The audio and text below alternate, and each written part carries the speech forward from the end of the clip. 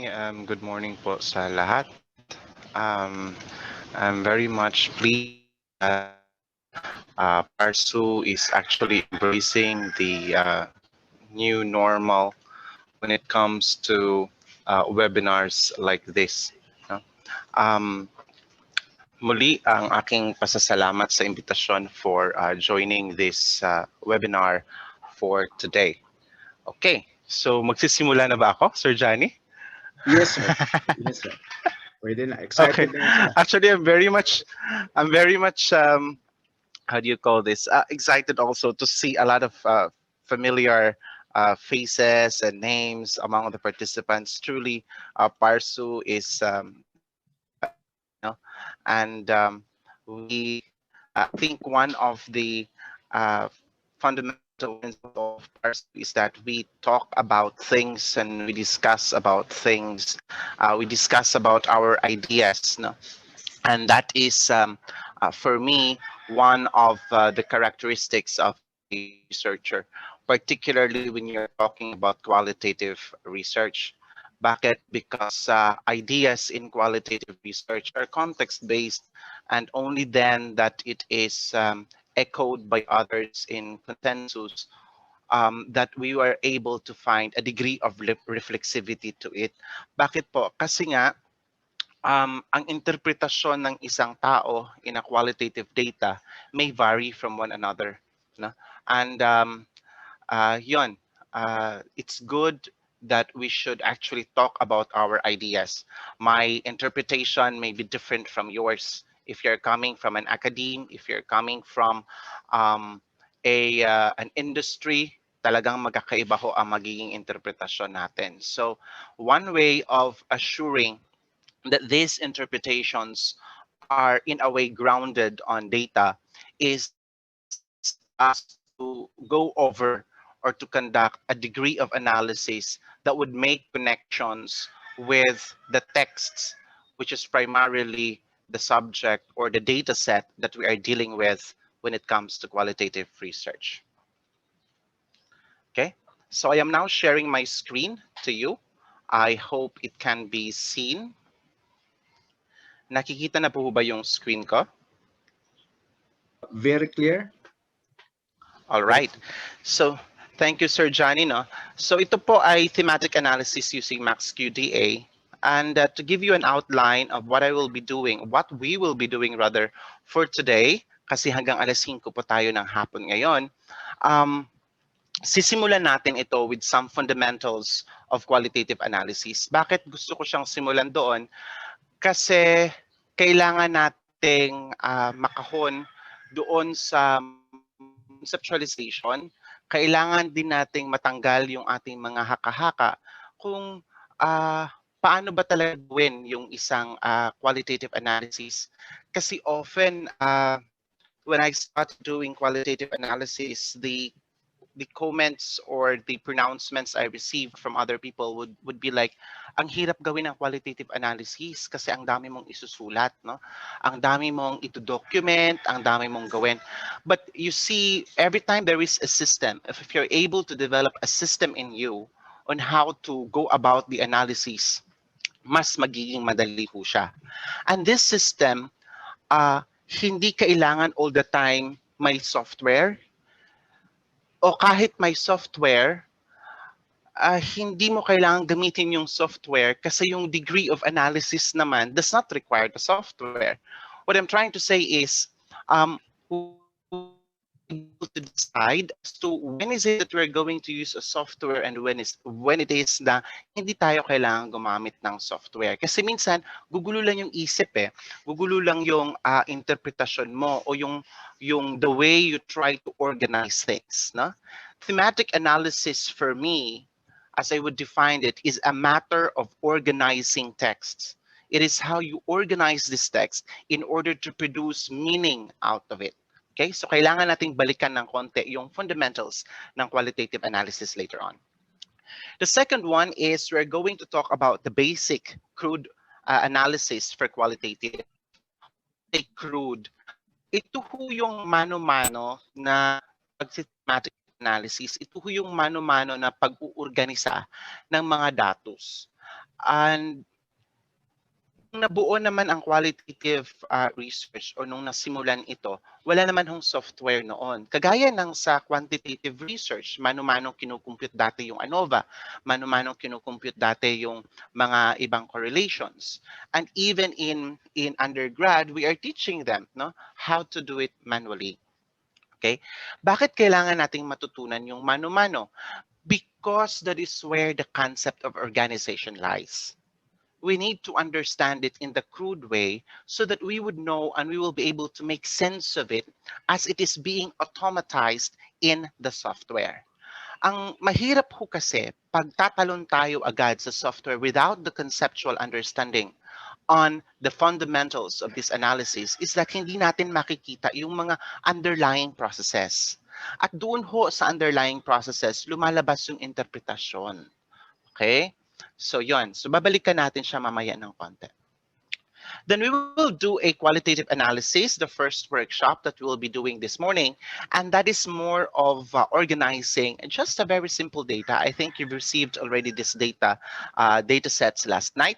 No? I'm working on an instrument for self-efficacy among teachers. So I've shared with you some of the responses of the participants in the open-ended questions, which allowed me to generate statements in a scale. And the scale right now is currently being um, reviewed, and we hope to publish it in the soonest possible time.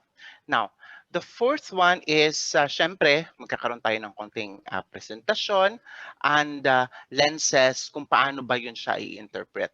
Now, bago tayo tumawid sa tanghali o mamayang alauna ng hapon, we are going to go about the basic features of Max QDA, and I managed to um, borrow some data from someone, and well, he agreed. Thanks to that, so I'm going to present some of the outputs, from that particular analysis, and these outputs will actually make us appreciate conceptualizations or qualitative analysis more. And then in the afternoon, ganun pa rin ho, lulubugin natin ng konti yung analysis. Okay? All right, so our time now is 9:16 in the morning, and let us try to begin our discussion on the fundamentals of qualitative analysis. I would call this the alpha and omega of qualitative analysis. Why alpha and omega? Yung tanong ho na yon o yung statement ho na yon ay nag-i-emphasize ng simula at katapusan. Ibig sabihin, kailan ba ang simula ng qualitative analysis? At kailan ba ito dapat matatapos? Okay? So, yun ang lagi nating isa sa isip. Because unlike in quantitative research, wherein our sampling is already defined prior to the conduct of the study, in qualitative research, everything is actually evolving. And because it is evolving, it is possible that in the middle of your study, you shift to another design. It is possible that in the middle of your study, you add more respondents because it is necessary, and so on and so forth. So where is the beginning and where is the end? You ask first yourself the question, sino ba dapat ang tatanungan mo? So you have to be able to ask the right subject.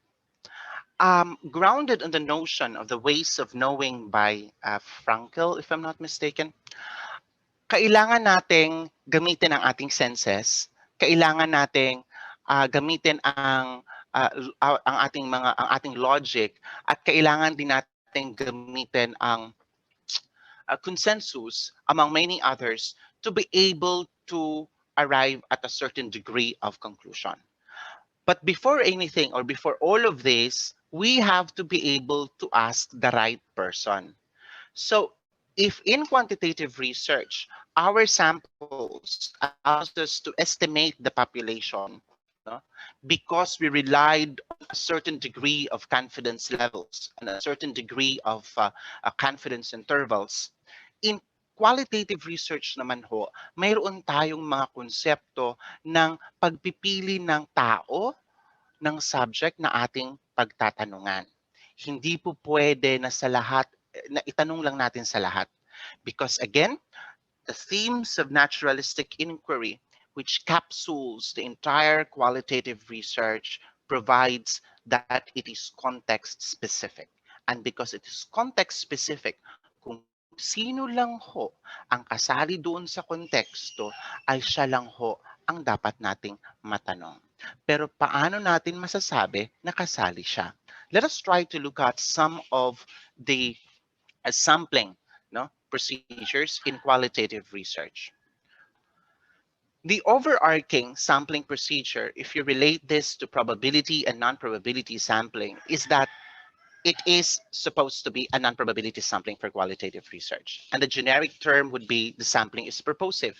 And purposive sampling would tell us that there has to be a certain degree of criteria as to when a particular individual will form part of that sample.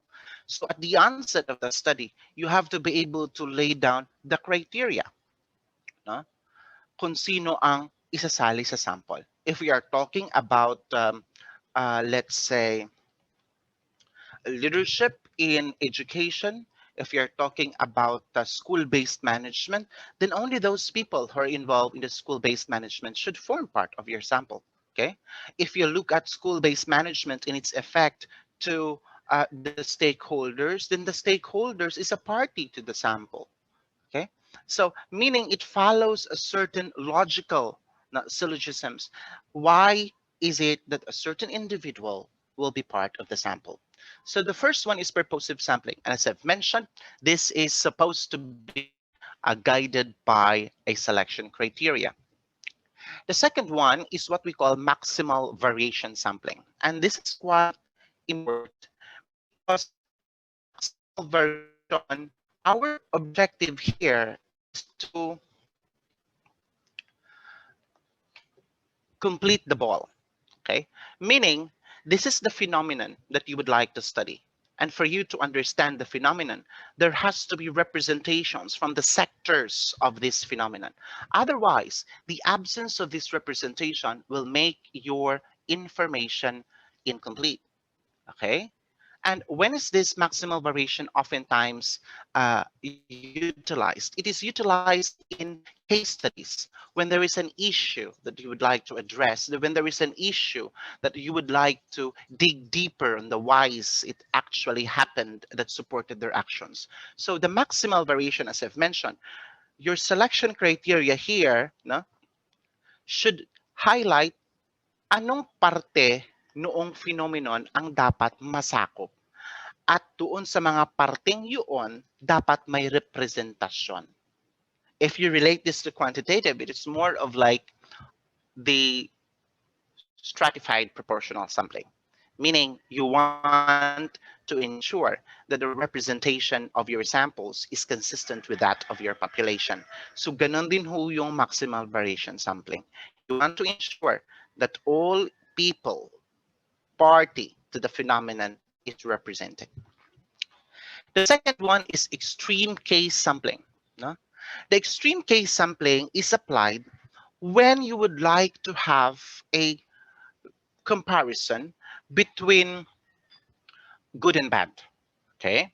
Between good practice and bad practice. So because that is your purpose, then there has to be representation of the extreme cases and of the extreme cases, that being the good and the worst. Otherwise, you will not be able to have a direct comparison and you will not be able to surface what is truly the situation that is good and what is truly the situation that is bad. Now, extreme case sampling is also feasible when your purpose is to derive standardization. When you want to know what should be the norm, when you want to know what should be the standards, so to speak. So if you want to identify, for example, what is it or how it is to become a um, a good leader, you will not ask a bad leader. You need to have a good leader. And that is where your definition of good leader would come in. You may perhaps say, oh, a good leader must be um, a school head that have at least 10 years of experience with a, a sufficient educational attainment and at the same time must be managing a school with a population of more than 500. So those are definitions that you can think of to qualify who will be part of your samples, particularly in extreme cases situations. Okay,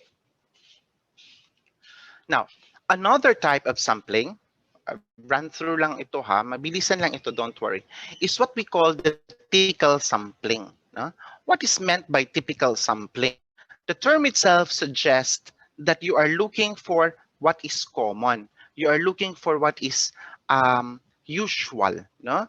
So because you are looking for what is usual and what is common, if you are dealing with a situation, let's say a university, no? A university, and the university has a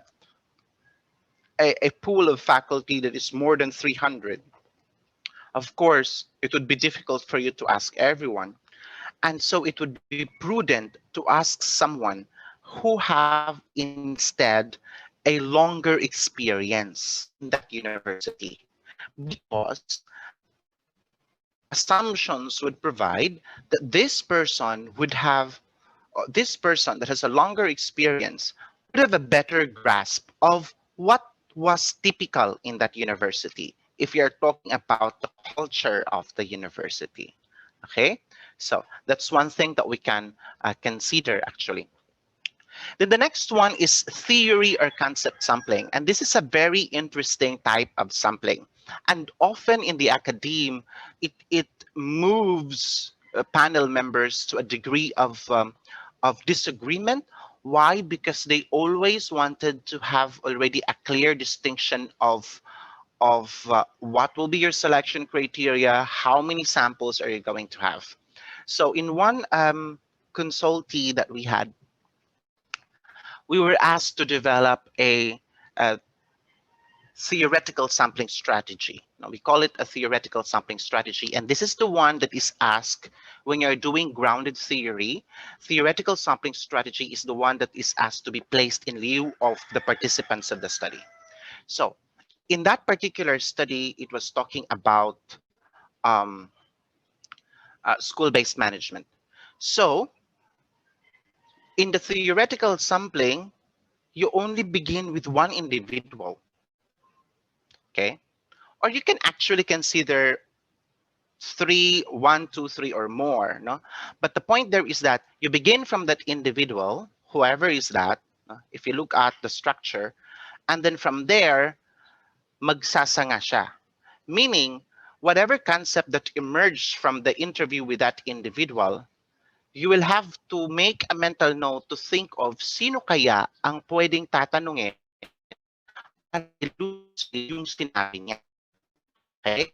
So for example, if you begin with an initial sample of a principal, the principal might point to the um, leaders of the teachers.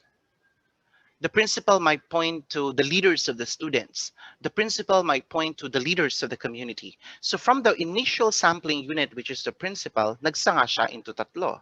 And then from the tatlo, magsasanga siya ulit. It is more or less similar to snowball sampling.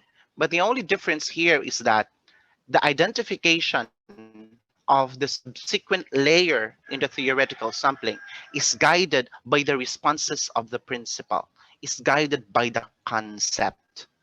Kasi sinabi ng principal na malaki ang partisipasyon ng mga guro. No? And when we talk about teachers' participation according to the principal, it emanates from the organization of the teachers.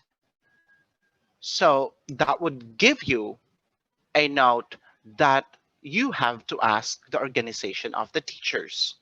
And who could best talk about the organization other than the leader in that organization? And from the leader of the organization, it is possible that there will be other key informants that will be identified, and so on and so forth. So that is what we call theory or concept sampling. It is based on the concept that was revealed by the initial subject, or the theory that was arrived in proposition from the initial subject. Okay. Now, another sampling that is also something to recall is what we call the homogeneous sampling. What is meant by homogeneous sampling? The homogeneous sampling simply selects individuals or sites based on membership in a subgroup that has defining characteristics. So this is more or less similar to purposive pa rin. So as long as the characteristics are defined, homogeneous, then that is what we refer to as a homogeneous sampling technique when it comes to qualitative research. Another one is critical sampling. Now, this one, the term according to pattern is dramatic terms, represent the central phenomenon in dramatic terms. This one also talks about exceptional or exemptional cases, and this is also similar to what we call maximal variation. This is more or less similar to maximal variation. But in here, there is more of an issue that is actually being described. No? Issue-driven siya, kaya siya critical sampling. And sometimes the critical sampling also involves elite individuals. What do I mean by elite individuals? These are individuals wherein in the power dynamics of the phenomenon, now if you're talking about management, in the power dynamics of the phenomenon, this individual has a certain degree of control. Okay? Okay. Now, sampling in qualitative research would also mean opportunistic. Ano yung opportunistic? May lumabas na issue. O di magtanong ka about the issue. Okay, so that is what is meant by opportunistic. In qualitative research kasi, we should make sure that within the context of the phenomenon, dapat there is no rock that is left unturned. So pag may lumabas na datos, then from that data, you should be able to dig deeper. Kaya nga siya in-depth eh. Kaya siya tinatawag na in-depth. So hindi ibig sabihin na kung ito lang ho ang questions mo, yun lang yun. Kasi posibleng sa pagsagot niya, may mabubuo pa na another set of questions. And how can we complete the picture no, if we left a certain issue untouched? So we have to be able to uncover it. So that is what is meant by opportunistic sampling.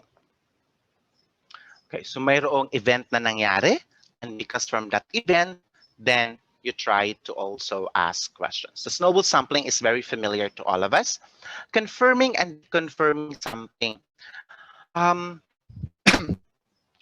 This one have something to do with claims, no? Meaning, your study also provided already na ito yung talaga ang nangyari. Now, how can you confirm na yan talaga yung nangyari? Who would be the right person to ask? Okay? So, yun yung confirming at saka deconfirming. Bakit importante ang confirming at saka deconfirming? Isa ho itong parte na parallel sa tinatawag nating member checking. No? At saka sa consensual agreement. Ibig sabihin, the interpretation kasi, the interpretation must arrive at the consensual agreement, and the consensual agreement is tantamount to the degree of saturation, meaning lahat sila no nagsabi na ng ganon, o every time you ask another person, pabalik-balik na yung narrative, no? Paulit-ulit na yung narrative. So that is a sampling in qualitative research. Okay, and why did we discuss this? Because the alpha and the omega in qualitative research include sampling. No?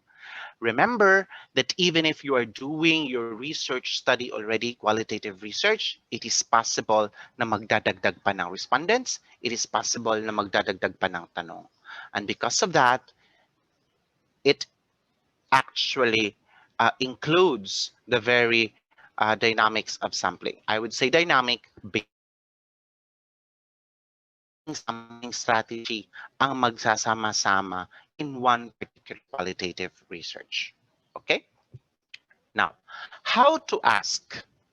So kanina sinabi natin, sino ang tatanungan? Ngayon naman, how to ask, no? Or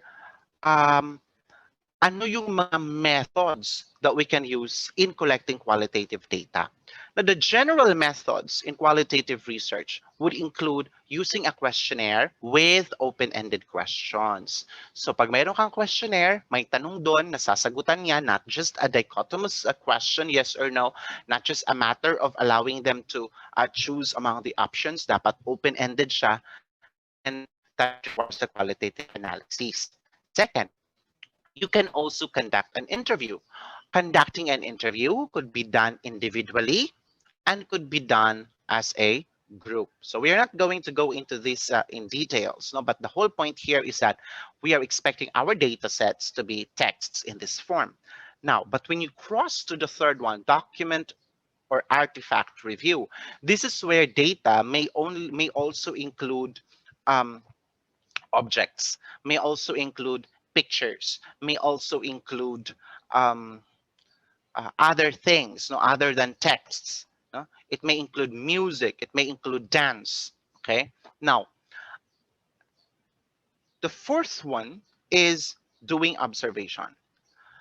The observation is a key component when you are doing studies about culture or studies that are similar or using similar approaches in studying culture. So ethnography and ethnomethodologies. So pwedeng observation ang gagamitin. An observation may be direct, indirect, maybe covert, or maybe participant observation.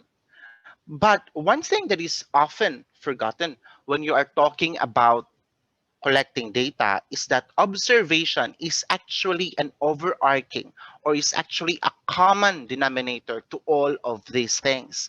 When you are doing open-ended questions and when you ask open-ended questions in the questionnaire, you have to observe the text. You have to observe whether or not there are not just underlying meanings, but whether or not there is a degree of motivation. May hugot ba ito? No? When you are conducting interview, you cannot just, jot down the responses. Assess the participant in a degree as to whether or not there is a certainty with the responses. There is a degree as to meron ba siyang, apart from the hugot, meron ba siyang pinaglalaban? No? So in doing FGD, you have to look at tensions.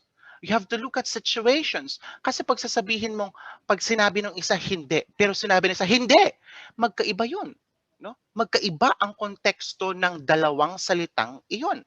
So ibig sabihin, a text in itself becomes irrelevant. No? Meaning, mawawala ang kaluluwa ng teksto kung wala ang obserbasyon. At ang isang tao, isang being, ay hindi pwedeng balat lang at walang kaluluwa. So dapat, overarching denominator when you are collecting qualitative data is actually observation. Every time you do it, you have to have reflections, you need to do logs, you need to do anecdotal evidence or records if you want to, no? Para mabalikan mo yung mga nasa teksto pagdating sa interpretasyon. Para mabalikan mo ang emosyon ng nasa teksto pagdating na nasa interpretasyon. Sinabi niya ba ito ng galit? Sinabi niya ba ito ng malumanay? Okay? At sa parting yun, malawak na ho ang pasok noon pagdating sa interpretasyon. Okay? So once or throughout the process of change, qualitative researchers must do observation. And that is one key element that we researchers actually nakakalimutan natin. Kasi minsan, mag-interview tayo, yun na yun, we put the transcript, that's it, and then we analyze. You are just analyzing text. And that text was spoken not out of nothing, but out of something, out of the person. And whatever is that motivation for that person to talk about this text is something that you as a researcher should actually surface, should actually document.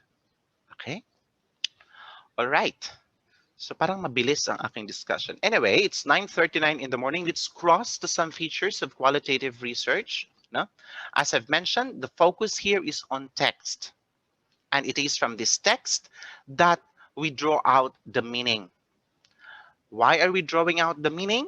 Because we want to understand the participants. And by understanding the participants, we can paint the picture of the fund. We can do this hermeneutically, meaning not judging the text to be true or false. Because who are you to judge true or false? What is happening to them is true to them. It may not be true to you, but it is true to them. And you have to respect that as a researcher. No?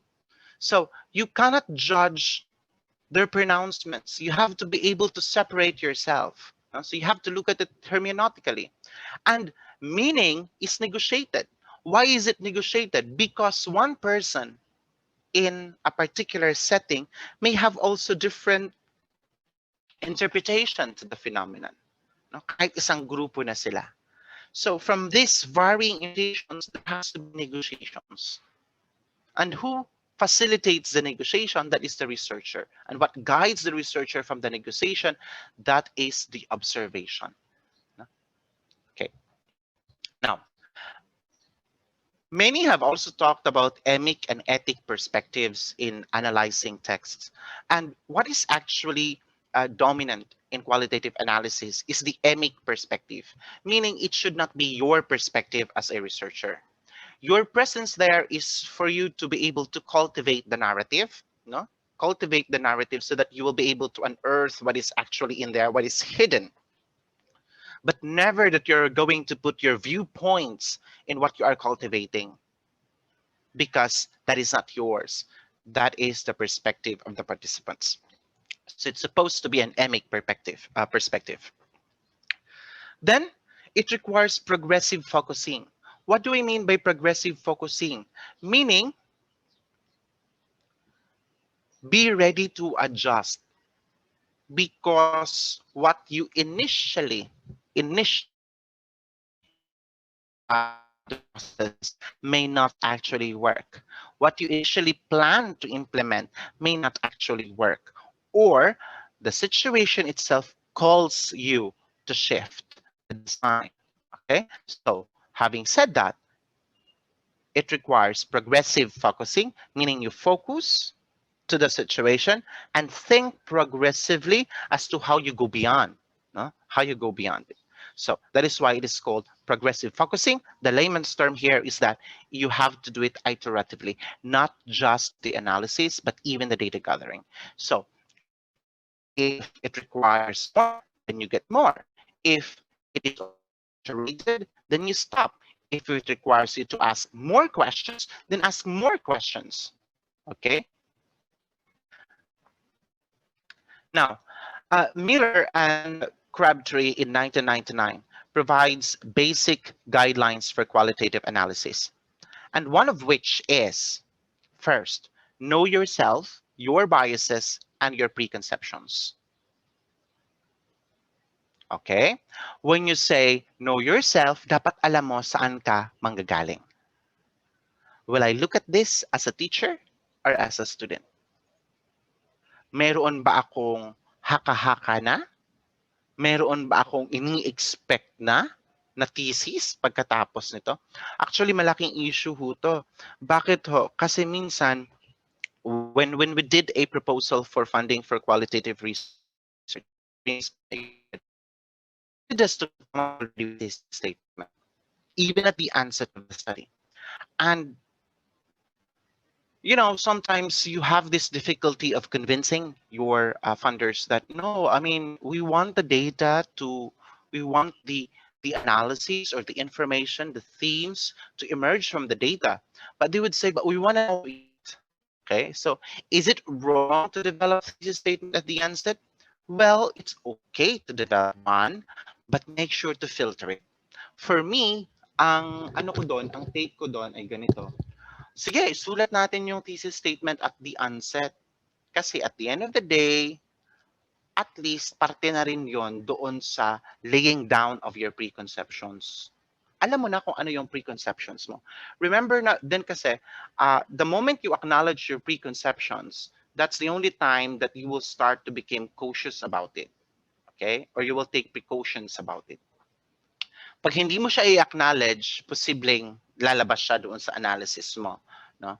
And so better yet, you can list it down, no? But you have to put the caveat there that these are just possible themes that will emerge, and the finality of which will still be anchored on your data. Okay? Know your question. So dapat alam mo kung ano yung itatanong mo.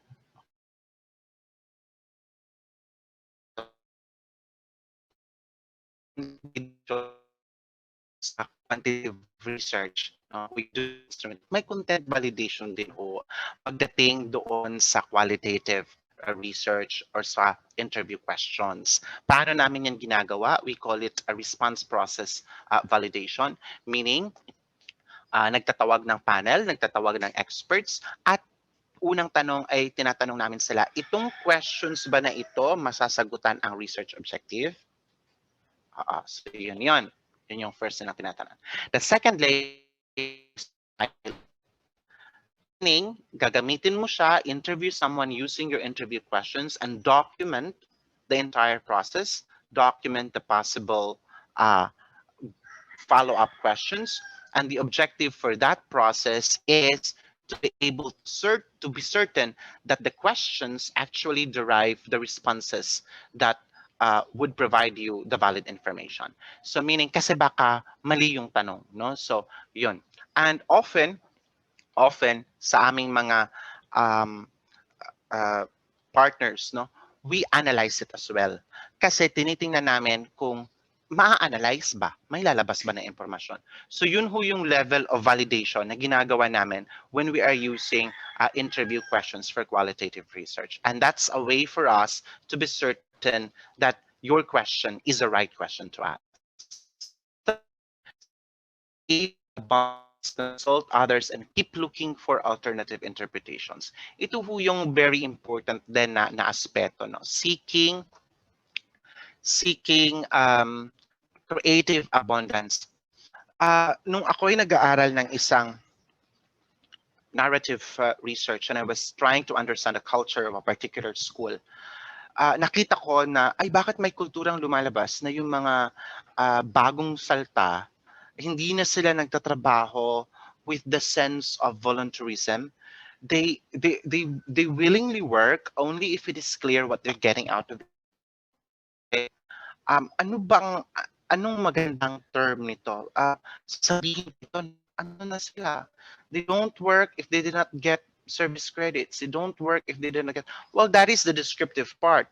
But when I started to talk with someone, a labor lawyer, I suddenly realized, oh, this is a labor issue.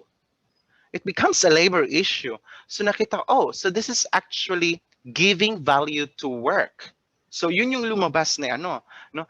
On the other side of the spectrum, ay, mga garapal. Ayaw magtrabaho pag walang bayad. On the other side, no, they are giving value to their work. See, iba't ibang analysis. So how will you settle this? Well, meaning is negotiated. So, I presented the perspective na ito, hindi sila nagtatrabaho, na hindi nakakatanggap ng SO. And I also presented the narrative that in the labor perspective, it is actually tantamount for them giving value to their work. Okay? It is a way of professionalizing everything. Okay? Now, so from there, ang purpose naman kasi ng qualitative research is for others to be able to interpret it. No? So, kung may magbabasa noon, hugot kasi siya ang nagbasa. Okay? Pero kung ikaw ang magbasa, iba din yung hugot mo. At sa konteksto ng pinanggalingan ng impormasyon, yun ang kino-communicate nila. So, the reality of which, to certain, ano ba ito? Garapal ba kayo? Or this is a way of giving value to your work? Babalik mo yan sa respondents. No?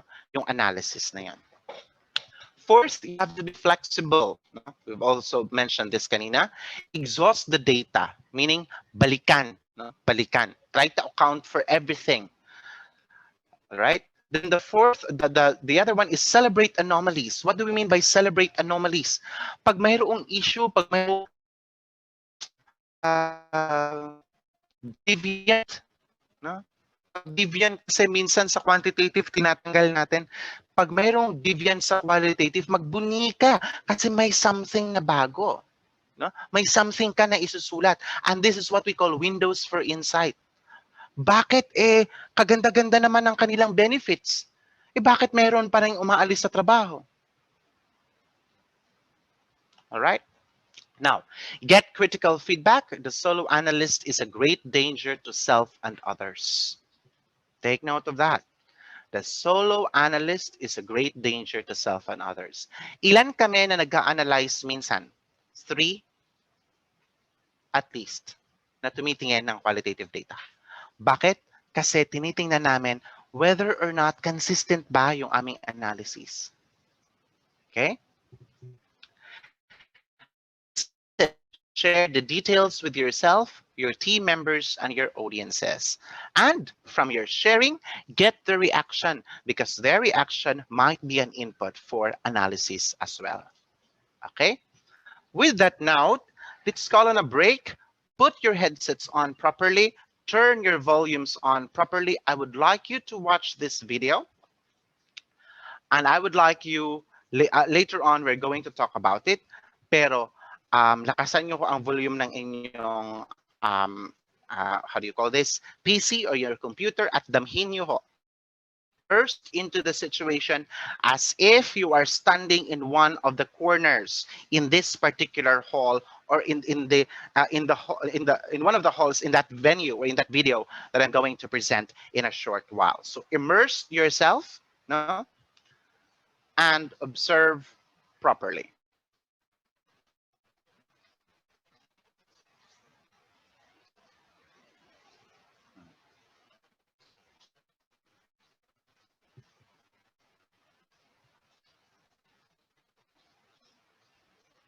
Let's see.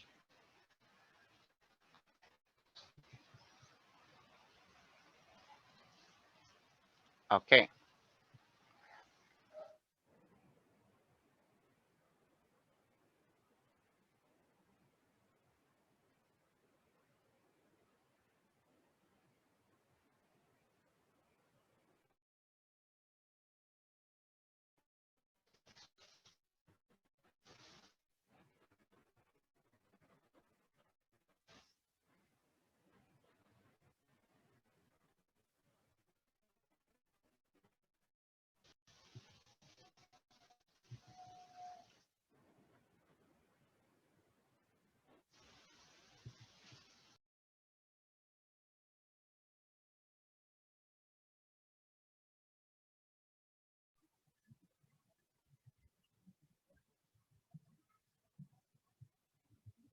Sir Jonas, walang sound.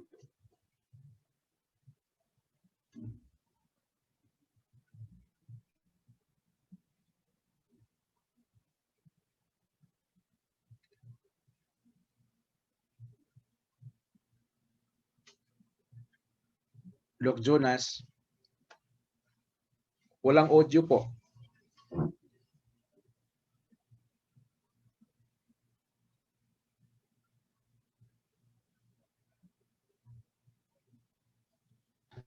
Its purpose is audio.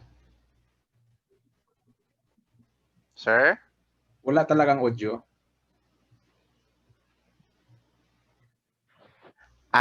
This is wala mo ng audio po. Okay. Thank you. Apa.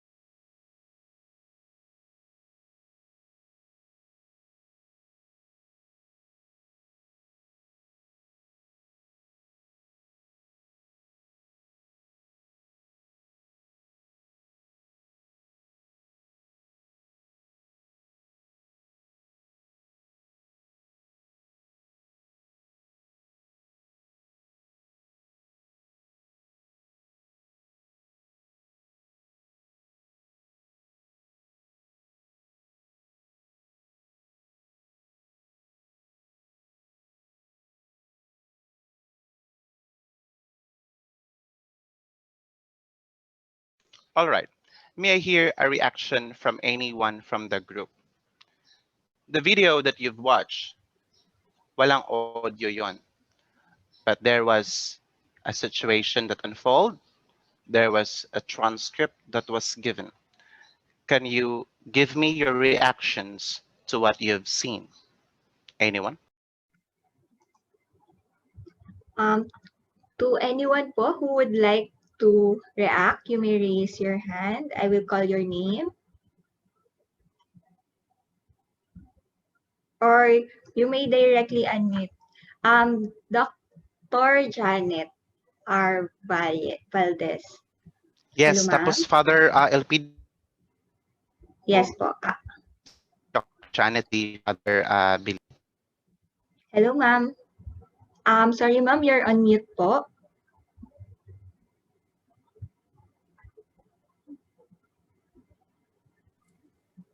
Hello, ma'am. Can you now hear me, Miss Jessa? Yes po. Okay. Hello. Good morning, Miss Jessa, Dr. Villas. I was trying to watch the video, and it made me think because the initial instruction was for us to turn our video on full, and you even instructed us to damhin ito. So I was thinking that we would be having audio. So I was waiting. I thought there was only a technical problem on the audio. So I was waiting for the audio only to realize later that it was actually in contradiction to what was earlier stated that we should be turning our video on. So right then I started reading the text, but the texts were actually running too fast. So I started looking at the expression on the faces of the actors, and I realized that there was a confrontation, there was a decision making going on, and the issue was really very difficult to settle. Okay, so only that, because I cannot really go with the running of the text. Thank you. And good morning. Interesting. Thank you so much, Dr. Valdez, for that. No, see Father Biliran.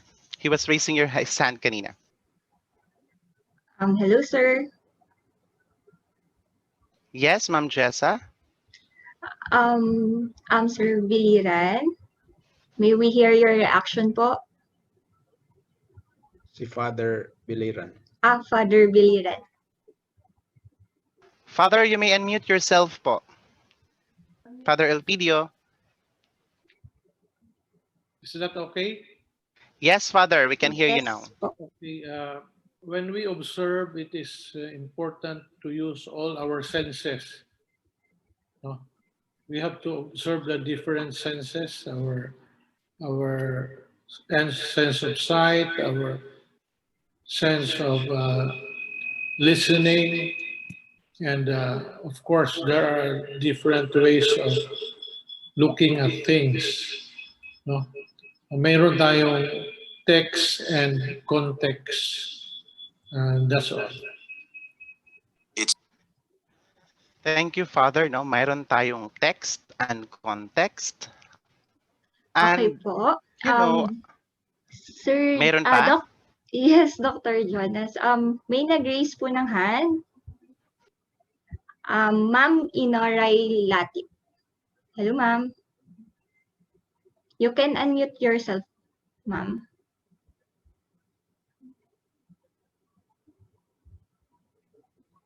Hello, ma'am. Hello po. Ayan. Hi, ma'am. All right. While watching a movie or the excerpt of a movie, actually, I look at the facial expressions of the people fighting if they are going to, yung iba, pro-American, the other one is may nagagalit, mayroon namang pacify. Parang ganun. Yung facial expression is very, ma'am, observe talaga. May nagagalit, mayroon namang they are asking that they have to be mag-side sila sa America. Okay, Pro-American. Okay, ma'am. Thank you po. Dr. Jonas, Sir Antero Arias also want to share his reaction. Hi, sir. Yes, go ahead. Maybe I, this is the last muna for now. Okay, Dr. Jonas. Hi, I'm Doc Terry. I also had difficulty observing because the letters were so small. I could hardly read. Pero just the same, may seriousness of purpose yung ginagawang pag-uusap, lalo na si General Luna kasi yung tingin niya talagang very fierce. Tapos si isang guy, parang Espanyol siya, tapos medyo porsigido siya. Inomotivate si General Luna. That's about it. Thank you. Thank you, sir. Okay, very interesting. No? Very interesting. Why would I say very interesting? Because what happened a while ago is a reality of qualitative analysis. What would I say a reality? Kasi hindi sa lahat ng pagkakataon pumapayag ang ating respondents na i-record yung nangyayari. Okay? Minsan, ang meron lang tayo, wala ngang video, text lang talaga. And listening, for me, does not only mean using your ears, but also using the other senses in the absence of an auditory stimulus. So, ang punto ko doon ay maganda sana kung sa simula't simula pa ay nasakop mo yung audio din, no? Para maramdam mo at makuha mo yung talagang buong nangyayari. But the reality, as I've mentioned, the reality is that it is not all the time that we have this auditory stimulus that would allow us to look back into what happened. That's the reason why observation and doing interview is also really necessary so that you can capture the context as mentioned by Father Biliran, no? You can capture the context. What you can see, meron ding lalabas doon as mentioned by Dr. Valles kanina, lalabas doon that you can see that they are actually at the height of a conversation. They're trying to come up with a decision into something that is crucial. No? So my point here is that at the onset of the study, when you plan it, you have to be able to capture all this stimulus so that you will be able to interpret appropriately. Okay, let's try to watch the video again, this time with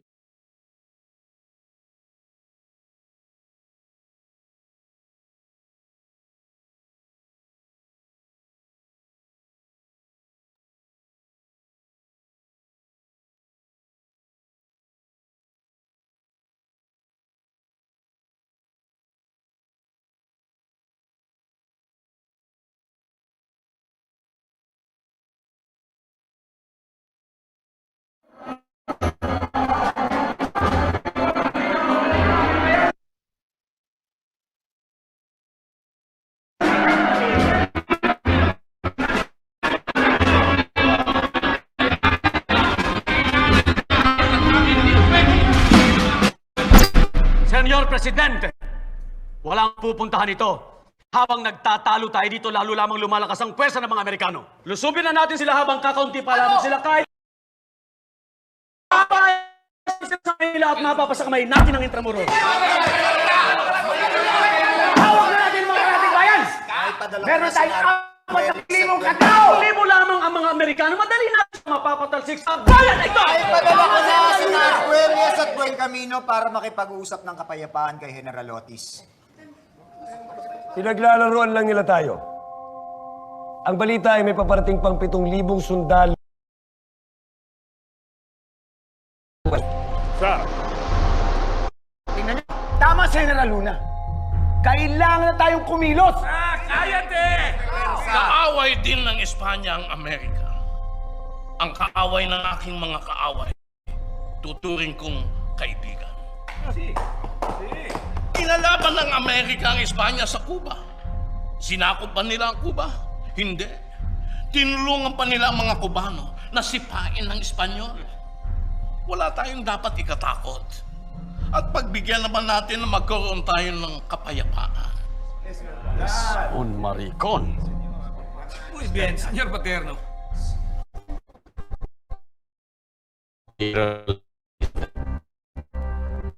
Lang na ako sa akin. Inialay nila ang buhay nila para sa kalaan. Kung Espanya talaga ang kalaban ng mga Amerikano, bakit hindi sila makiisa sa atin? Bakit pinipigilan nila tayong pumasok sa Intramuros?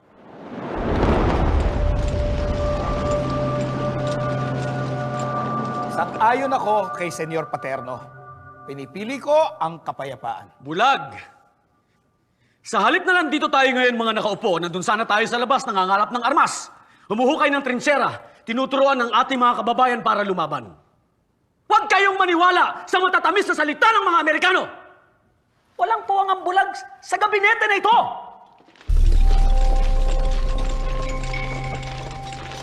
Paano ang aming mga negosyo? Kapag nakapaglaban kami, babagsak ang ekonomiya. Paano namin mapapakain ang aming mga pamilya? Negosyo o kalayaan, bayan o sarili, pumili ka! Kilala kita! Kasali ka sa gobyerno sibil ng Kastila at ng mga nibang Espanya, lumipat ka agad ng bakod at ngayong tayo naman ng mga nganib, makikisiping ka naman sa bandila ng Amerika. Tigil ka nga. Lahat tayo may interes. Tao lamang tayo. Ay! Paano ninyo nasisikmurang pag-usapan ng negosyo kung mga alipin tayo sa sarili nating bayan? Minamahal ko rin ang ating bayan. Pendehadas! Sa ngayon ay kakampi natin ng Amerika. Nangako sila sa akin sa Hong Kong. Gagawin ng Amerika ang lahat. Mauna sa Pilipinas. Get ready! We'll begin in an hour. Forward! Hintayin na lang nating matapos ang Treaty of Paris. May legado tayo sa Paris.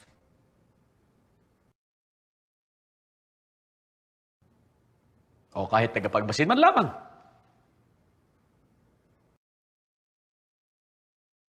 Para naniniwala sa ibig na isang puta!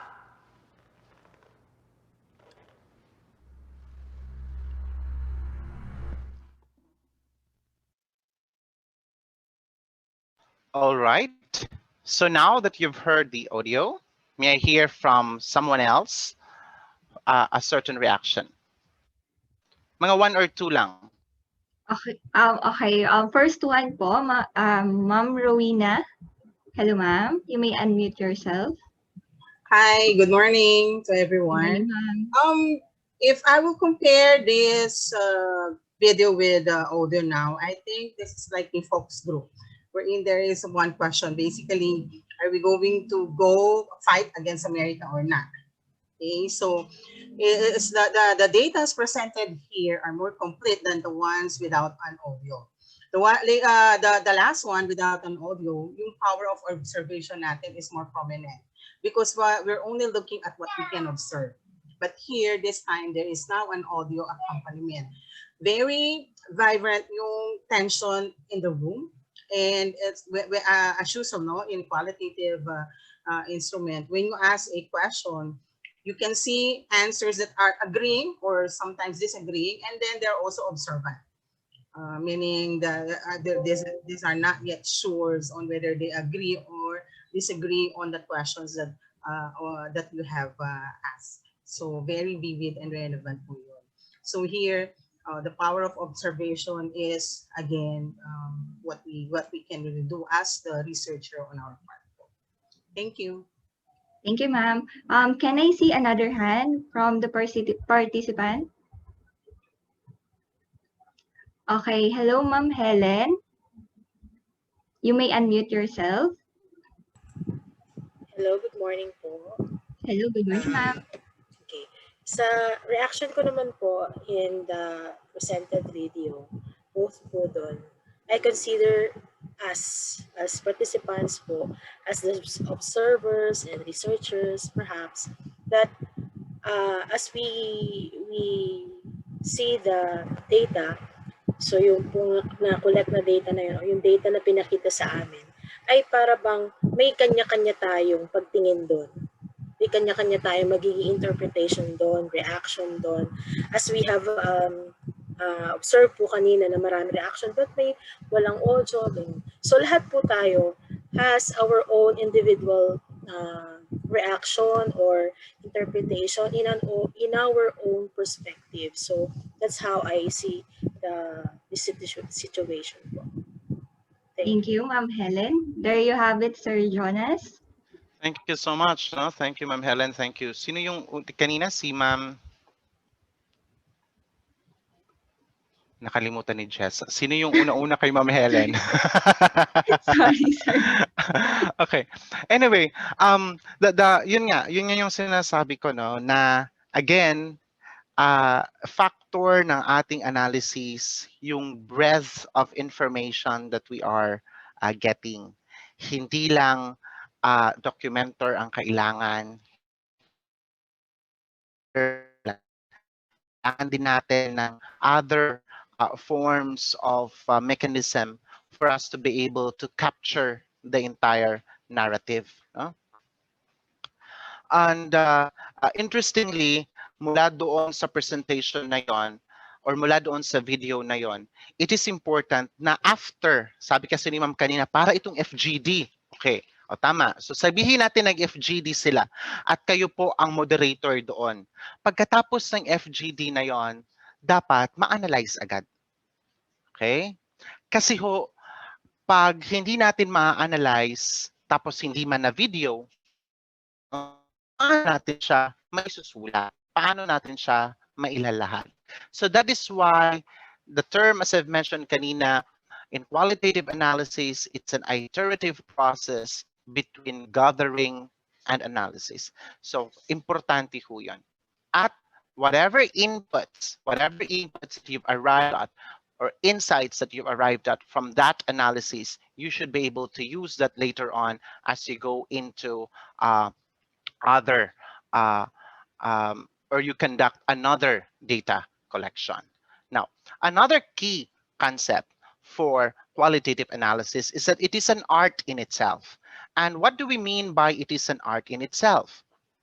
No?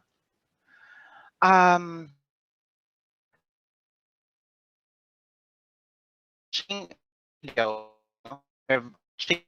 without the sound, it seems like kulang yung audio eh.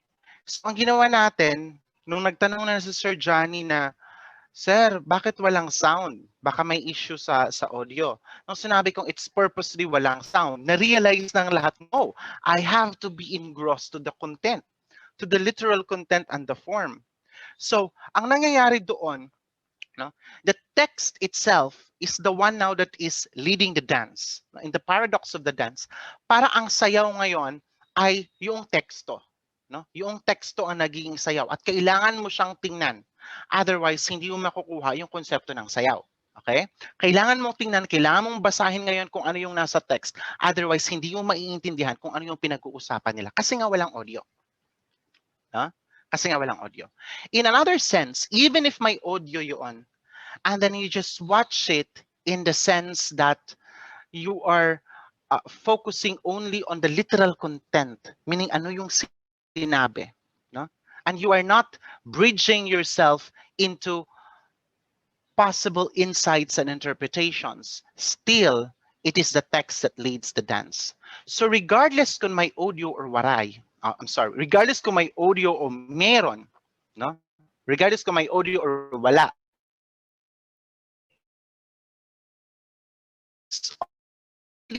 interpretation insight from what you've observed, no? Ang punto doon ay yung teksto ay mananatiling teksto. Okay? It is when the researcher look at the data with reflexivity, no? Reflexively, hermeneutically, that you are now able to come up with interpretations. You are now able to realize na nagkaaway sila. You are now able to consider na, no, hindi lang sila nag-aaway patungkol sa isang desisyon. Nag-aaway sila patungkol sa kanilang bayan. Ang pag-aaway nila ay naglalahad ng lalim mamahal sa kanilang bayan. Bayan negosyo, o kalayaan. So these are things that immediately have to, kung nanonood ka ng sitwasyon, ito yung mga punto na bigla kang huhugot ng papel at huhugot ng iyong ballpen at isusulat mo agad ang text na ito, bayan o sarili. Bakit? Because it is an insightful interpretation of what is happening. That we are talking here not just of a decision that is incumbent to a person, but this is a decision that is not just for Paterno or Buencamino or among others, but this is a decision for the country. What reveals is that in coming up with these decisions, there are a lot of considerations that happen. Strategic considerations that happen. Paterno mentioned, magugutom kami. Anong mangyayari sa negosyo namin? Okay? So again, at the beginning, without engaging to it, it's just a matter of literal content. But when you start engaging now, you are now part of the dance. You are now leading the dance. Okay? You are now constructing your own interpretation of what these meanings actually imply. So that is the very reason why we call qualitative research analysis as an art. It is not just about watching an episode. It's about immersing to the episode. It's about feeling what they felt when they've mentioned that. No? It's about getting a goosebumps when someone is actually saying something that it touch you deeply. So that is the whole point of qualitative analysis being an art. Okay. Now, here is an excerpt from the work of Russell Shute in 1998, which outlines basically the techniques of different techniques of qualitative data analysis. So if you look at this figure that they have provided, look at the level of analysis here. Once the data collection period commenced, the alpha, tuloy-tuloy na rin, sabay na rin ho, nagsimula na rin ho ang iyong analysis. Tapos na yung data collection, patuloy pa rin ho ang iyong analysis. Yes, I have anticipated ito yung possible themes that you can probably have in mind at the end of the study, lalo na pag mga case-driven yung study.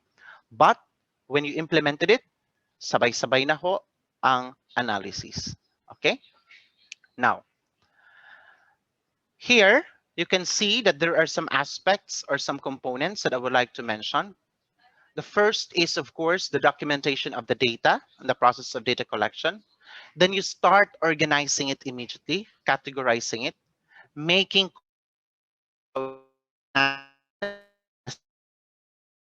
connections doon sa narrative. And of course, attain degree of corroboration and legitimization, and then representing your reports. I will share to you a certain article later, no?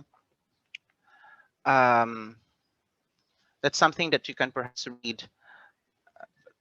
Ito ho yung i-present ko sa inyo, ma'am. I-share ko sa inyo. Papadala ko to sa inyo mamaya. This is a very something we to look into. And here, isa gusto kong share sa inyo ay yung proseso ng documentation. So this is an example of the contact summary form that you should have.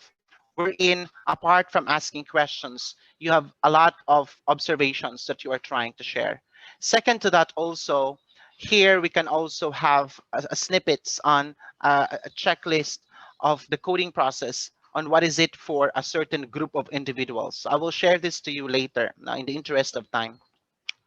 And after, as I've mentioned, you have coded the data, we are now looking into the conclusions. No? And by looking into or looking into connections. And by looking into this, there are actually some symbols that you can use, no?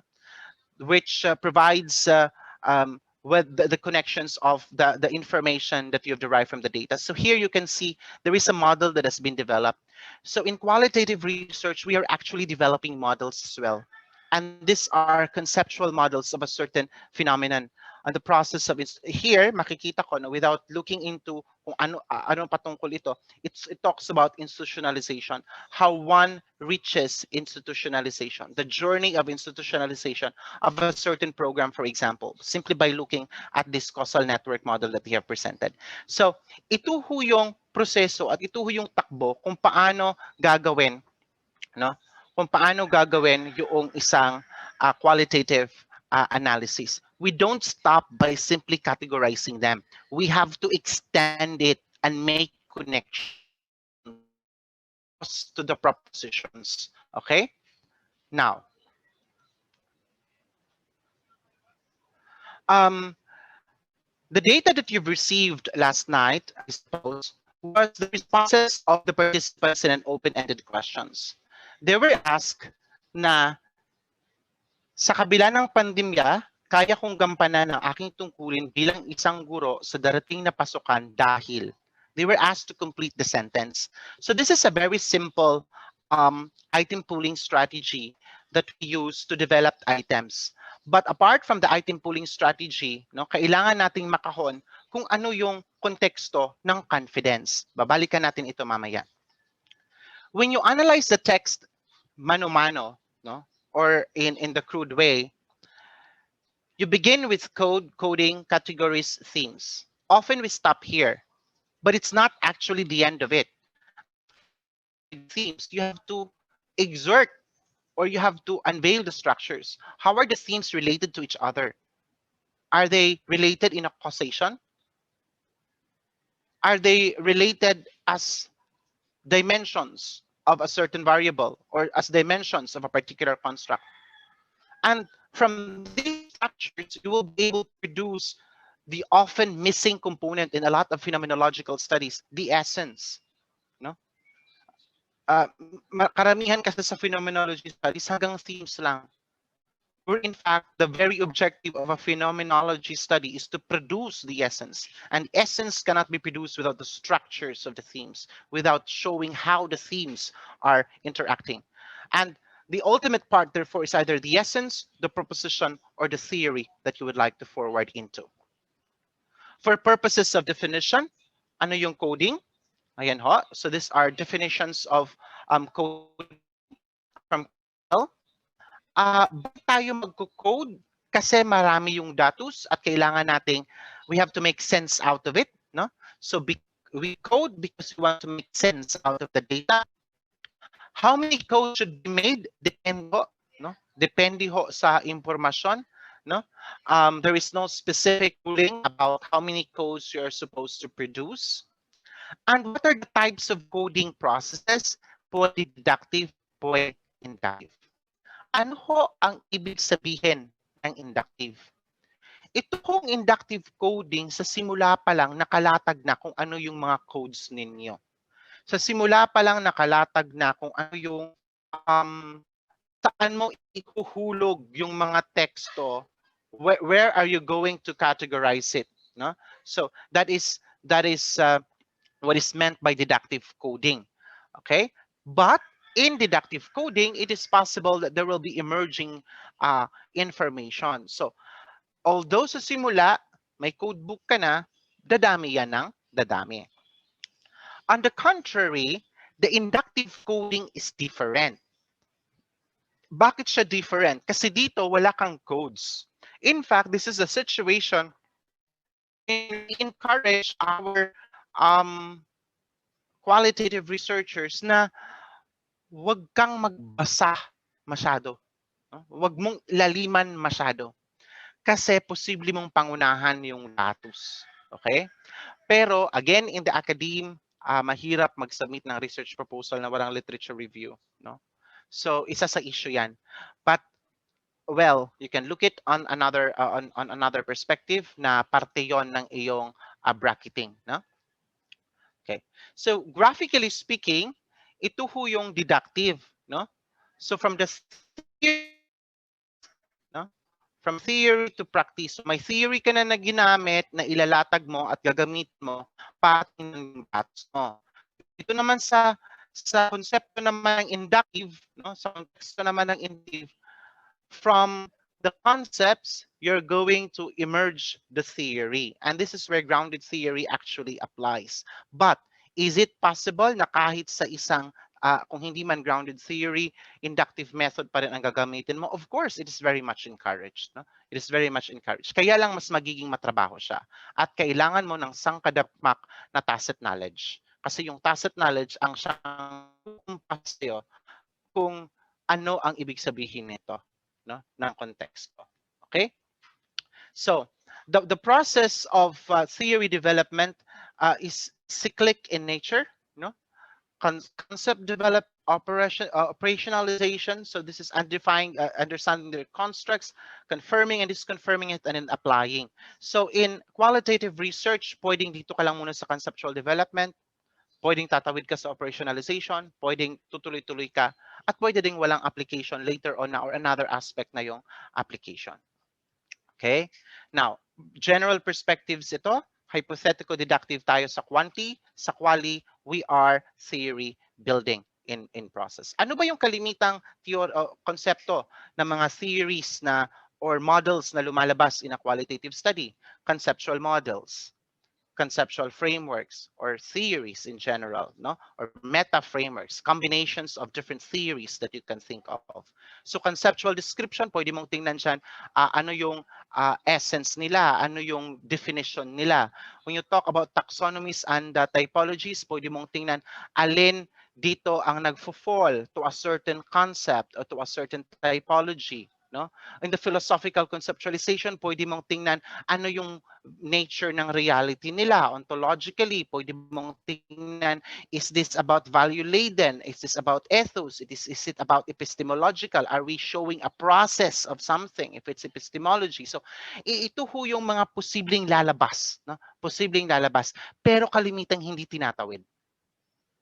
Okay? Kalimitang hindi tinatawid. Ano yung ibig sabihin ko doon? Nagsastack lang tayo, ito yung themes. We have to ask the fundamental question. We have to ask the crossover question. What is it now with these themes? How are these themes now related to the phenomenon? Okay? If they are disagreeing, what is the cause of this disagreement?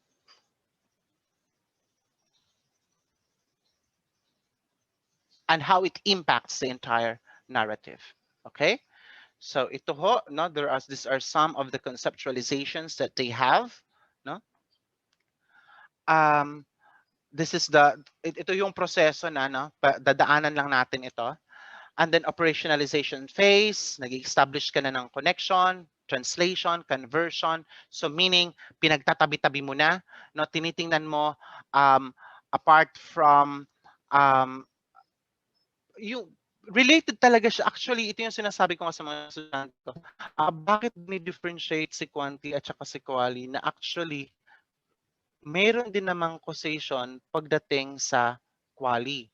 Kaya nga lang, ang causation na ito is context specific, hindi generalized for all. Okay?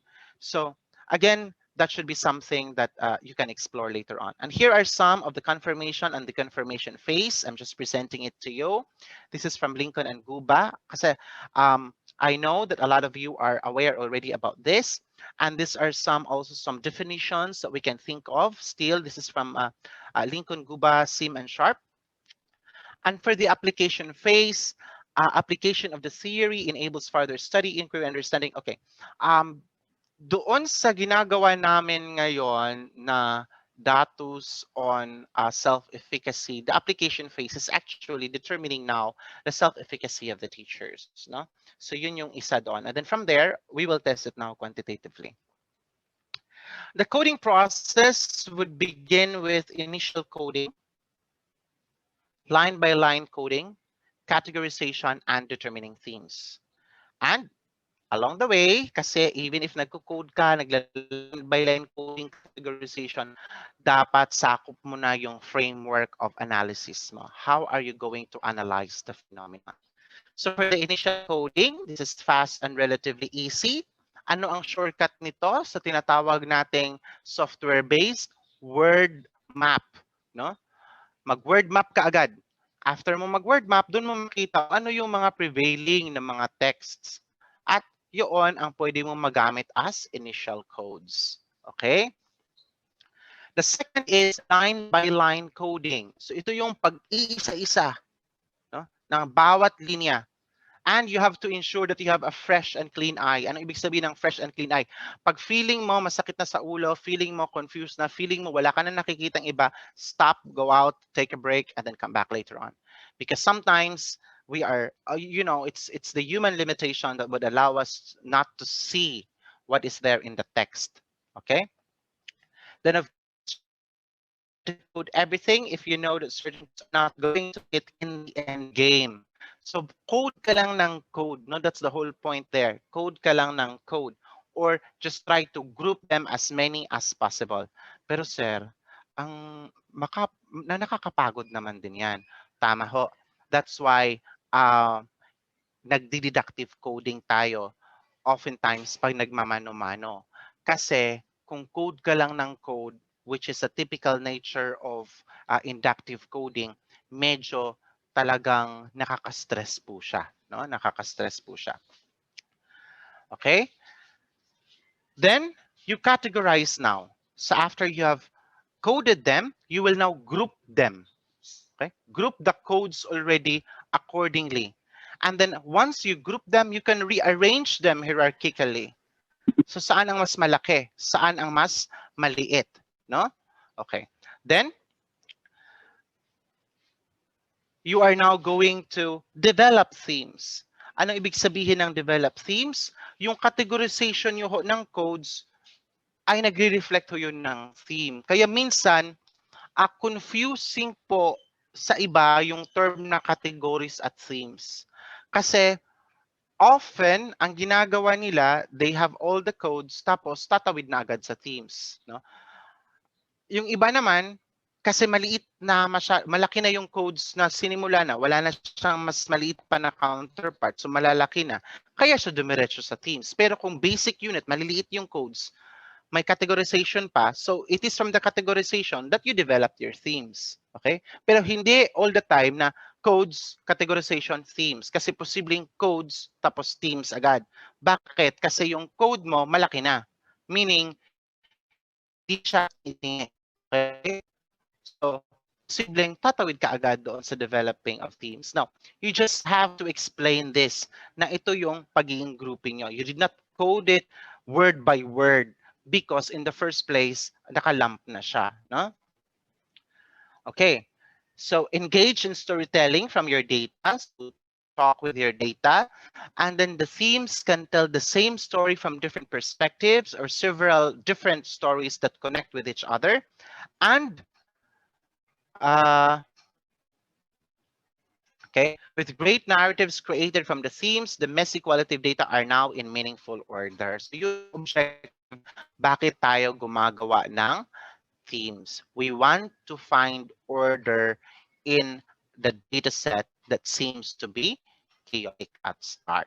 Okay, so we're now going to go into qualitative analysis, our first workshop, using the data that was sent to you last night. This is deductive. Bakit deductive? Kasi mayroon na tayong ilalahad na grouping. Because the question that was asked here has something to do with confidence.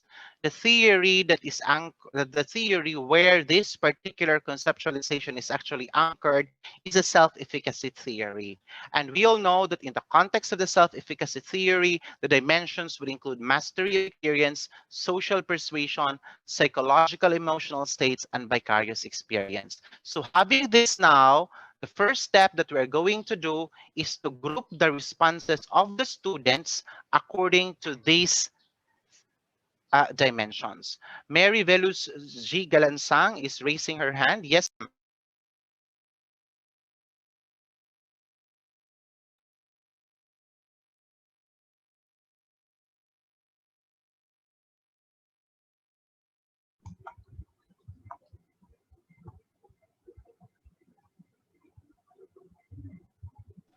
Ma'am May? Ma'am May? Nagtaas po siya ng kamay eh. Sir, just Hello, proceed. Ma'am May Veluz. You may unmute yourself po. Indeed. Hello, ma'am. Hello po, ma'am. Hindi po ako nag-raise ng hand. Sorry. Okay, ma'am. Noted. Alright. Sige, i-hands down natin sa lower hand. Okay, anyway. So ito yung data na nakikita nyo ngayon sa screen nyo. Maho ba? Can you see it now? Yes, sir. Yes, sir. Clear. Okay. So, may dalawa hong tanong dyan. Ito ho. No? Pinakomplete lang sa kanila yung sentence na as a teacher, I'm confident that I can manage teaching and learning of my students this coming school year despite complete the sentence. Of course, may issue yan. No? Tingnan mo yung isa, sabi lang niya yes or no. At this is only a partial data that I'm sharing to you. So 49 lang ito. Kasi baka pag marami ito, ay hindi tayo matatapos sa mano-mano. No? So the first thing that we're going to do here is to group them. So ito naka-group na po here. We are expecting that these are positive statements, no? And these are negative statements.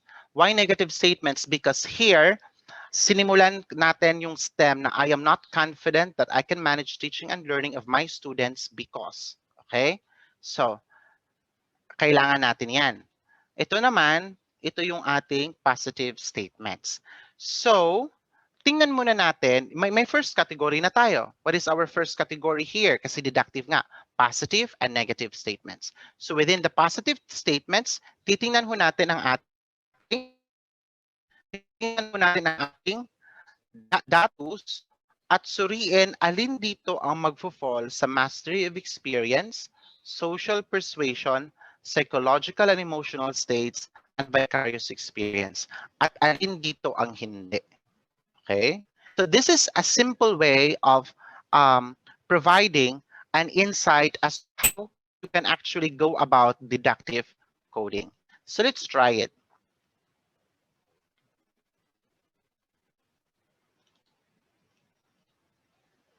Okay.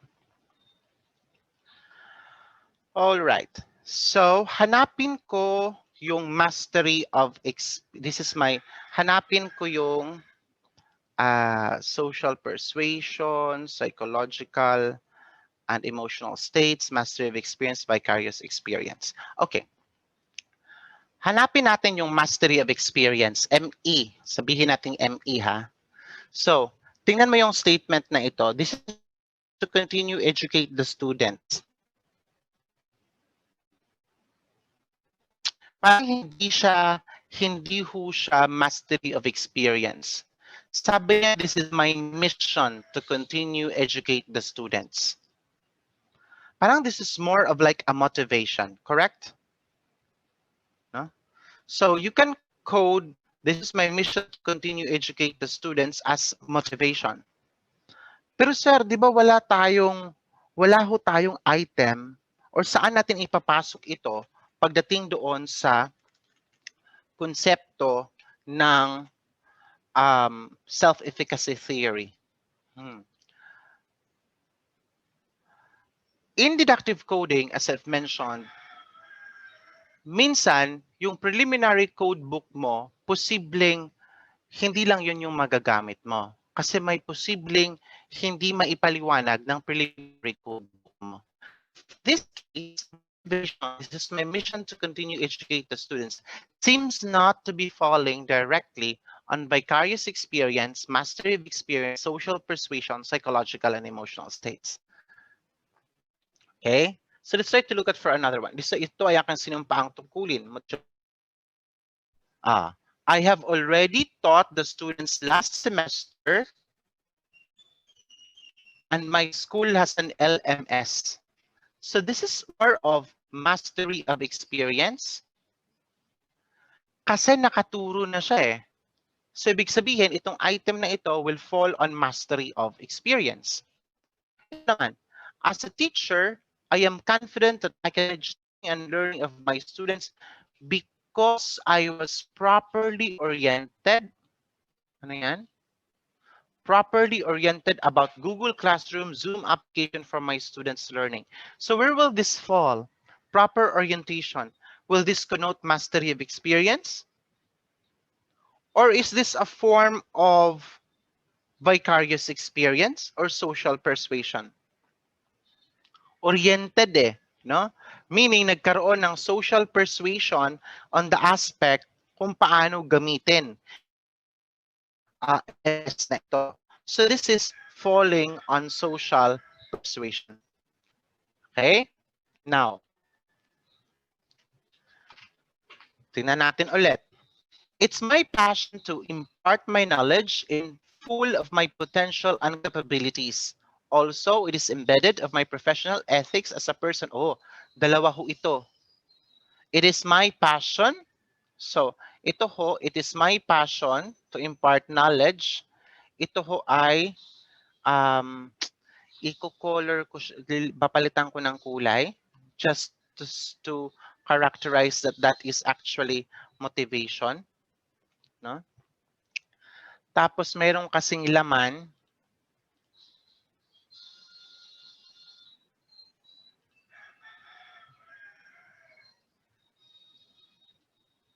It is also embedded of my professional ethics as a person in outcome-based education. Professional ethics. Professional ethics.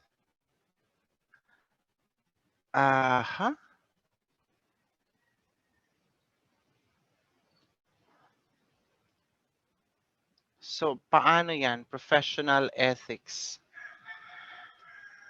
It seems like I can put this, I can categorize this as hindi naman siya psychological, hindi din siya emotional, but when you talk about ethics professionally, this is very much instilled or defined. If this is in-depth ed, the virtues are actually very much defined. So this would fall under social persuasion. Okay? Now, wala akong perfecto dyan. No? You cannot perfect this at the first component. Kailangan mo siyang tingnan ulit. Kailangan mo siyang himayin ulit. Okay? So, sige. Let's give each of ourselves a few break. Let's say 15 minutes. Our time now is 10:44. 15 minutes. Let's give ourselves 15 minutes and try to code the statement according to the different or according to the self-efficacy theory. Code it whether the statement or the response of the subject is representative of mastery of experience, social persuasion, vicarious experience, psychological and emotional states. So this is the theory that we are trying to subscribe into in this particular analysis. Siguro just to explain, no, when you say vicarious experience, this is the situation wherein a certain person gains a degree of confidence because he or she saw someone succeed in that particular dwelling. So kasi may nakita siyang iba na nag-succeed, then vicarious experience yon. Social persuasion naman is a form of either verbal, physical sense of persuading someone to do a particular event or a particular occurrence. Yung psychological and emotional states naman, this is more of actually yung motivation papasok yan dyan under psychological and emotional states. So marirecode yan mamaya. Pero pwede din kasi itong somatic in nature, meaning pwedeng sabihin niya na pag may nagsabi dyan na I am not confident, pagdating mo dun sa not, I am not confident to teach in the coming school year because nasusuka ako sa dami ng gagawin. So ibig sabihin, mayroon this physical representation of the state no, of psychology na the thought of it actually makes the person even vomit. Okay, now mastery of experience, well, it's very clear. So this is more of my experience na siya sa bagay na ito. Whether or not this is in full length or not, we will categorize it under mastery of experience. Bakit? Because objective para dito sa ginagawa is to immerse an instrument, no? For me, to immerse an instrument. So, yan ho yung isa sa aspeto dyan. So, let's give ourselves a break. 10:46. Let me go back with you all at 11:01. Please work on the data set that was presented to you a while ago. You can just add one column. Add one column here. You can work either in the positive or in the negative. That's your decision. And then try to insert some categories here, some codes here as to how you represent this particular data. Now, pag medyo dalawa sila dyan, just try another color to use it. Okay. Yung mano-mano nito, print tapos hina-highlight. Okay? Hina-highlight lang siya. But because even though the intention is to do this mano-mano, we are distant by space, so we will code it still using Excel. No? So simply by putting a column and then writing repeatedly ano yung ating mga possible codes. Let's give it a try for a moment. Let's say 15 minutes. Go back to the data that was given to you. Any questions from the participants on how we are going to do the first workshop that we are going to be conducting this morning?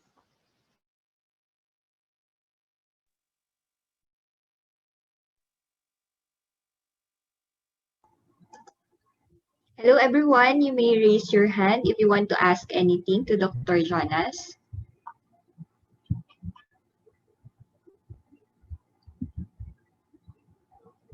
Sir Mario Oli. Hello, sir. Yes, Sir Mario. Hello, Doc Jonas. Good morning po. Doc Jones, this is related to my present study kasi pero that's why I attended this webinar because I believe that I can get much knowledge about it so I can apply in the data analysis later on. Actually, my research is all about proficiency and amidst challenges. I mean, so it's a mix. I'm not sure if it is correct. It's a mixed method design in which I'm going to I use questionnaire. I use the evaluations of the panel of evaluators, and then in the transcript kasi of the students, kasi they presented computer programs via LMS, via Zoom or MS Teams. Meron akong pinagamit dun sa mga evaluators ko na rubrics, and eventually yung mga students ko kasi I asked them to document all the steps, para makagawa sila ng parang isang complete research na, so that in their research, part of it is the challenges they have encountered during the time that they were developing the program. So kaya nga yung aking title is Proficiency Amidst Challenges. Ang tanong ko ngayon is originally I should have identified the components of the challenges to be elaborated or to be explained by students. Pero sabi ko, mas maganda yata kung sila magbigay mismo, inarate nila mismo yung experiences nila on the problems that they have encountered and how did they resolve the problem in order to make or create one program. So I do not know kung tama yung ginawa ko na I allowed them to give their insights about problems they have encountered, at ako nagagawa nung themes niya mismo later or magko-code ng specific themes niya, or what do you call this? Specific codes niya. So in this case, deductive ba or inductive yung ginamit ko? Basically, sir, ang mangyayari dito, magiging inductive siya. Bakit siya inductive? Kasi alam ito. After mo siya mailabas na ito ay mga challenges, kailangan mo na ngayong i-identify ano yung mga challenges. Yes, sir. So, code mo siya according kung ano yung talagang actual na challenges na nangyari, no? For that reason. So, maging inductive siya. At saka, pero sir, pwede mo din siyang para mas madali sa'yo. Ang ginagawa mo kasi ngayon, you are trying to ask them a much broader question to surface the challenges. Yes, sir. And because you are doing it that way, it will not just provide you with the data that is about challenges. It will provide you about the problem and how did they solve the problem. Tama ho ba? Yes, sir. Yes, sir. Actually, So mas lumawak siya ngayon. And mas magiging malaki or malawak din yung analysis pagdating dyan. Yes, Kasi kung gusto mo siya na component lang doon sa pag-aaral mo, sabi mo kasi nag-develop sila ng something and then ipinapaliwanag mo lang kung ano yung challenges nila, pwede din namang focused ka lang masyado doon sa challenges. Yun kung ayaw mong ipalalim. Yes. Oo. Oh. So yung challenges ba and lalawak yun, sir. Oh, yes, sir. I understand. Kasi hindi ako nagbigay ng specific themes kasi eh. Oh, well, you don't have to give naman specific themes. Ang purpose lang doon is that, okay, they were able to develop a certain output A. Okay? Yes, sir. The general question would just be, what were the challenges for you to arrive at this output? Yes. Okay, and then you make follow-up questions from it. Actually, yun na yung aking pinaka-qualitative data niya. Wala nang ibang tanong kasi written po yon, so hindi siya interview naman. So I just added yung tanong na what are the challenges or problems you've encountered in developing the programs. Yun lang po yung nag-iisang question na binigay ko for 8 groups in a section, in 3 sections. Okay. Tapos yung mga sagot nila ay hindi lang one term. May explanation. Yes, sir. Actually, parang narrative siya. They narrated, they made a story about their experiences as a group. Okay, so so doon natin ihuhugot. Magiging inductive ho ito. Inductive. Challenges siya. It's clearly identified nga these are challenges. Pero pagdating doon sa loob, wala ka kasing preliminary codes unless otherwise may literature na nag-identify na ng challenges. So kung may literature na nag-identify na ng challenges, gamitin mo yung literature na yon, hanapin mo muna sila doon. Okay. Hanap natira, i-code mo ulit. Sila. So mga specific challenges nila yon, apart from what the literature is actually providing. Ergo, the model that you're arriving at is that on top of what the literature have identified as challenges, there are still other challenges that hampers the student in the development, such as the following. So you now have contribution, the new set of challenges that are being identified. Okay. Kasi amidst challenges sa online class namin kasi, so ayun, kaya naisipan kong i-include yung challenges nila doon. Oh, that's actually good. Kasi ngayon, Yes, sir. ang maganda naman sa online classes is that marami namang literature patungkol na sa online classes then because it has been there for quite a time, no? And well, in this case, lalabas yung mga specific problems nila. And I think one major would be internet connectivity. Yes, Okay, sir. so Actually, that's yes. one issue. And computer, laptop, and then communication gaps among members in the group. Yes. Yun. So, nakita ko na. try natin balikan, sir, yung ating exercise ngayon. Tapos try natin i-code kasi baka may ano din tayo doon. Okay? Yeah. Let's go to another. Thank you, sir. Yes, Thank you, sir. Yes, sir, Mario. Let's go to another person, Israel.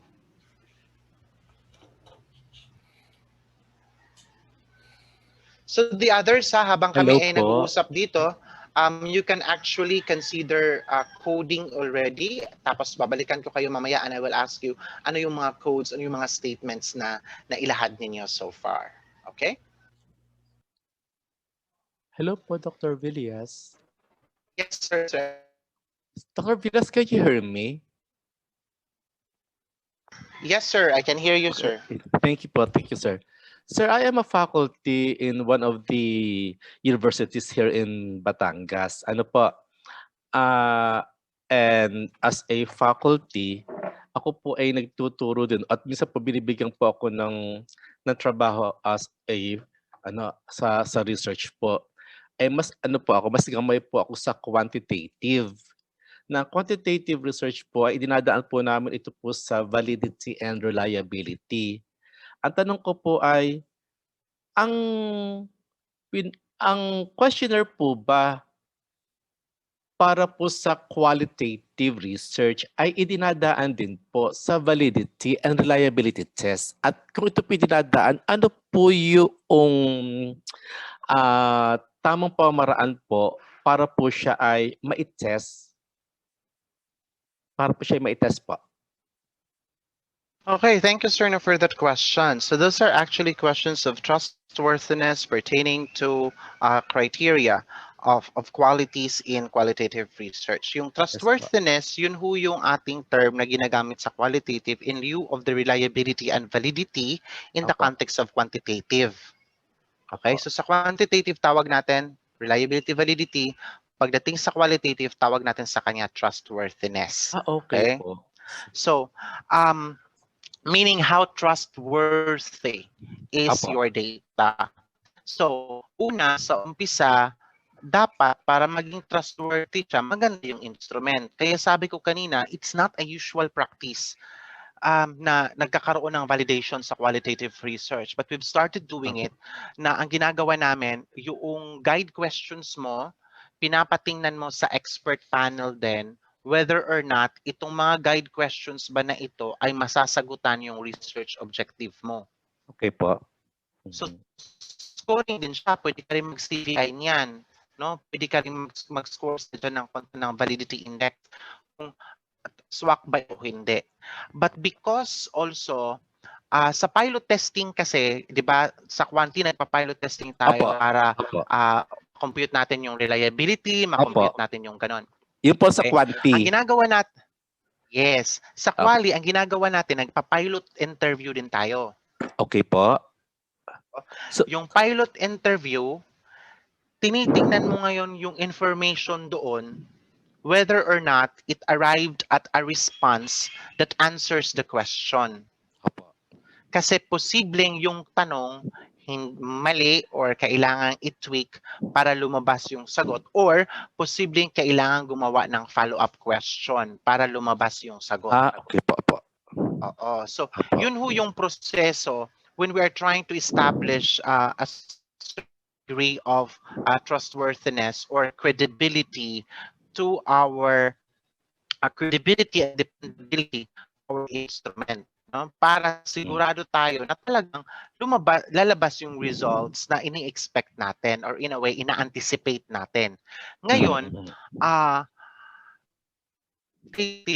nag-a-analyze din tayo doon sa pilot study, di ba? Tinitingnan natin whether or not gumagawa tayo ng preliminary descriptives and statistics for it. Ganon din ho sa qualitative okay po. na review. Kailangan din ho natin na i-analyze yung data. Tingnan natin whether or not the analysis is actually sufficient. In fact, meron sa aming nag-request subject instrument to content validation qualitative. No? Maybe pag mahanap ko mamaya, I can share the results sa inyo. So, ang ginawa talaga namin, in step 1, tawag ng panel, validate yung questions. Step 2, pina-implement kay researcher. Step 3, pinagawa ng preliminary analysis sa amin, independent. Pinagawa ng preliminary analysis yung pilot interview niya. Tapos nirelease namin. Tapos naglabas kami ng findings na it is sufficient to surface the results. Or it is sufficient to surface the results provided that there has to be the following question. Kasi makikita mo rin doon nga, dapat tinanong ko siya ng ganito pero hindi ko tinanong. Okay? So yun yung isa sa proseso na ginagawa natin para talagang swak yung magiging pag-aaral. Okay po? Okay po. Sir, pwede po pong isa pa po. Ano po? Go ahead. Base po sa paggawa po ng instrument or questionnaire for interview, ano po ba ang dapat i-considera sa paggawa o pag-formulate po ng interview sa qualitative? Okay, that's a very valid question, no? Una, yung research question mo. Ano ba yung objective ng pag-aaral mo? If your study have something with identifying or determining the challenges of the students in the context of new normal, then your question would begin with what are the difficulties that you have encountered during the new normal, diba? So, vaguely enough, bakit sinasabi kong vaguely? Kasi yung social structures talaga o yung social context kasi nag-iiba-iba. Kaya kailangan talaga yung pilot interview para matry mo siya. Example, posible na ang isang research question na quali, how, then and so on. Mayroong may corresponding na tatlong research interview question. No?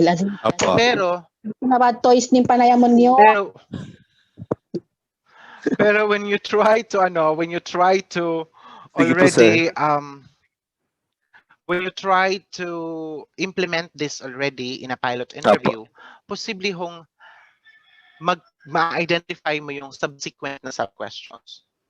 So kaya importante siya. At saka, always remember, every interview in a qualitative research study is a pilot interview. Why would I say that? Kasi, posibleng mula doon sa first mo na tinanungan, pilot talaga. Sa pilot mo, nakabuo ka ng final na question. Nung in-implement mo na, posibleng sa second respondent, may madadagdag nun. Kasi lumabas doon sa first interview na may ganitong issue. So, posibleng may madadagdag doon. Ano po parang follow-up? Follow-up? Correct. Magkakaroon ng additional na follow-up questions. Kasi nga, nag-immerse ito doon sa first respondent. Remember, ang objective mo ay saturation. So how can you saturate it when you have not actually come up with a mechanism to unearth such response? Okay? So yun yung isa sa challenge dito. Okay? Kasi nahihirapan po sir akong mag-formulate po ng ng interview question or guide question. Kasi po ang sabi po sa akin po ng isa pong psychologist po dito sa aming university ay makapag-formulate ako ng questions or interview questions na andoon po iba't ibang factor po as kung ano po daw ang nakikita, kung ano po yung naririnig, at kung ano po yung nararamdaman. I have a hard time na mag-formulate po ng interview question or guide question na ipapaloob ko po doon yung gusto nilang makita. Ang hirap po. Hindi ko po maunawaan yung kaya po sinasabi na kaya nga po kumatit po ng ganito po kasi very timely po na kung saan kailangan daw po makita sa interview question or guide question kung ano po yung nakikita, nararamdaman at naririnig. Ano ka po ibig sabihin po nila? Sensual. No, kasi depende kasi yan, sir. If you are developing kasi a questionnaire that has something to do with a behavior, yun talaga nakikita, nararamdaman, naririnig. Kasi yung konsepto ng behavior. But if it is a social phenomenon kasi, ang pwede mong gawin dyan para safe ka, begin with a narrative, no? Use the narrative as a benchmark to elicit the responses. Kasi pwede mo namang sabihin, pwedeng phenomenological ang approach mo. Pwede mong sabihin, in as much detail as possible, tell me about your experience as a teacher, for example, in the new normal. So, may turning points yon. Pwede mong simulan doon sa panahon na nagsimula yung pandemya. Ano yung nangyari? So may guide ka doon sa ano mo. And then, ang challenge dyan, yung mga follow-up questions. Kasi okay po. minsan, mahirap talaga kung ikakahon siya agad doon nga sa po. konsepto na ano yung nakita mo, ano yung narinig mo, Yun ano nga yung po. naamoy mo. Doon po So, nahihirapan. talagang challenge yon. So mayroong mga models tayo na designs allows us to go away with asking specific questions because firstly, you are not supposed to ask specific questions. May Apo. mga designs tayo na ganon. And one of that is the narrative inquiry. Apo. So the narrative inquiry kasi is in a way broad in terms of documenting the experience, the lived Apo. experience. No? Apo. So because it is broad, hindi mo siya pwedeng dapat pangunahan. Dapat more of a bibliographic interview ang mangyayari. So Apo. nung nagsimula ang pandemya, and so on, ipanarrate mo lang sa kanya in as much Okay po. detail as possible. Apo. So pwedeng ganon. Pwedeng ganon yung ano. Pero syempre may guidance ka at the end of the day, may guidance ka kung how are you going to analyze it. Because remember, although it is a narrative method that was utilized to gather the data, you can analyze it as case. Okay po, okay po. Oh, so ito nga po, meron pong pagkakaiba doon po sa tinatawag na content analysis. Medyo nalito lamang po ako sa ano po, dahil ang content analysis po ay parang may mga coding din po, Excel code, ganun-ganon. And then, ito rin po, ang ano po, ang sa thematic, ganito po, meron din mga coding din po. May pagkakaiba po ba yung dalawa? Yung pong napakaganda ng tanong yan, sir. Content analysis and thematic analysis ba yan? Actually, the question that you've asked is really good, and that is the reason also why seldom I would really mention about content analysis. Seldom I would mention about this variation analysis. Kasi mas nakakalito. Mas Apo. nakakalito. When you talk about content analysis, ano yung laman? Thematic Apo. din yun. Okay po. No? So parang isa lang po sila. Ano yung laman? Kasi basically, content analysis is a process where you look into a particular material. No, ano yung particular material na yan? Pwede artifact, pwede document, pwede picture, pwede audio, pwede video. Apo. Even picture po. Tapos tingnan mo kung may patterns ba dito. May pattern ba dito na lumabas? Yung pattern na yon is tantamount to the category in the thematic analysis. Okay po. So, actually, these are things that are quite, iba-iba yung mga terms na ginagamit. That's why nagsimula talaga ako doon sa inductive at deductive analysis because those are the fundamentals. Okay Pero, po. nako-confuse kasi tayo kasi iba't iba na discipline, iba-iba ang pangalan. Yes po, yes po. Nag-iba-iba ang pangalan. So, Kaya po doon nalilito po. nagkakaroon ng konting kalituhan. So you can actually go back to truly the foundation, no, of qualitative analysis, and that is inductive and deductive. Okay po. Apo. Oo. Sige po. So yun. Thank you po, sir. Thank you po. Ilang participant it's po? already 11. Ilang participant po ang kailangan po, sir, dito? Depende ho sa inyo, sir. Depende ho sa inyo. The number of participants have something to do with the capacity of the data to reach a degree of saturation. Apo. So kung 10 pa lang yung, pero this one naman kasi is descriptive di ba? Apo. Kasi problems ito. Apo. Oo. So if this is descriptive, then in as much as possible, kung marami sila, you can include them, pero kung titingnan mo na sa analysis na pabalik-balik lang naman, minsan yung iba dinidisregard na. Okay po. Minsan may ganun. Lalo na yung pagdating doon sa questionnaire format na open-ended questions. Apo. Kasi di ba lahat ng may open-ended questions. Sinusort talaga yon. First is sinusort muna nila, pagkatapos binabasa nila. Pag pabalik-balik na wala nang lumalabas, yun na yun. You are not obliged to quantify qualitative responses Okay po. You're not obliged to quantify it. So because you are not obliged to quantify it, dapat lang maipasok mo lahat na dapat na nandun. So pag wala nang lumabas na iba, o di wala na. Sige, Kasi yun lang yung salamat po. nandoon talaga.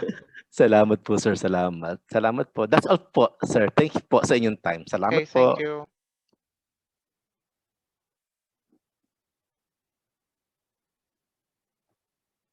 Sige, so, ay, ang dami nag-raise ng hand. Sino yung mauuna? We have Genevieve.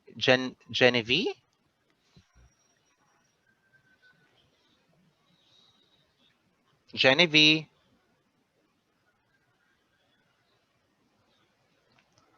Okay, let's jump. Oh, yes, Ma'am Genevieve, you're raising your hand?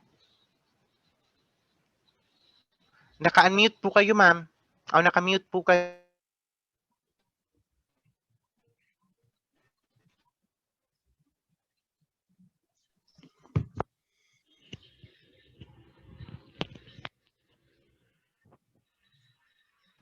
Ma'am Genevieve? Hello, Sir Jonas. Sir, Yes, Ma'am si Rachel. Rachel po ito. Sir, pwede po i-limit natin yung mga personal concern nila. Baka pwede na through email na lang. Yes, pwede Kasi, actually ho. So, opo, kasi yun. buong research na yata yung ano eh. Yung po kasing iba nagko-comment na. Opo. Okay lang po, Hello? sir? Okay po, So, thank you. yes, Ma'am Rachel. So, Ma'am Jenny, this is something to do with coding pa rin, ha? Yes. So, si Ma'am Jenny will be the last and then Hello. we'll go back now to our outputs. Thank you, Sir Jonas. Good morning.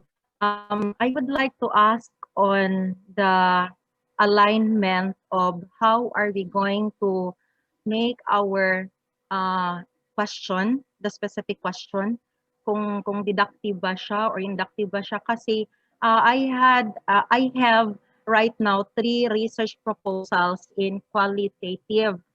At isa yun ay na-present ko during the birth research proposal presentation. Tapos, what is in my mind before na kung gagawa tayo ng qualitative, that's automatically inductive, no?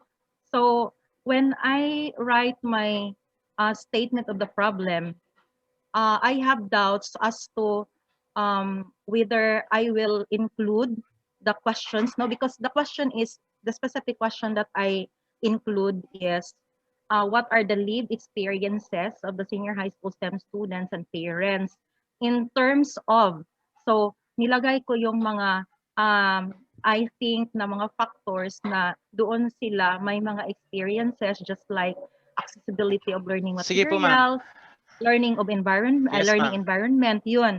Bali, pag na-present ko yun, pinatanggal ng panel, yun ang panelist, kasi daw, yun na yun, possible na themes na makikreate natin. So, pero, I have also in my mind because I want to be guided on what themes na ma-conclude ko no after the kanang data gathering procedure. So that's why I will make clarification as to kung ilagay ba yung possible na theme sa specific question at kung deductive siya or kung inductive siya, hindi na ba kailangan. At ano na lang din sir, isa din sa sinabi nila sir is yung sa sample size din na question kanina, sabi is pag quali is 6 to 10 lang talaga. So, pero I understand sa your question ngayon na pag na-saturate na yung data, pabalik-balik na. So, hindi na kailangang magdagdag pa. So, sana kanang Okay. Thank you so much for that question, ma'am. No? So that's true in terms of sample saturation ng ating basihan kung hanggang kailan tayo magsa-stop. Yes.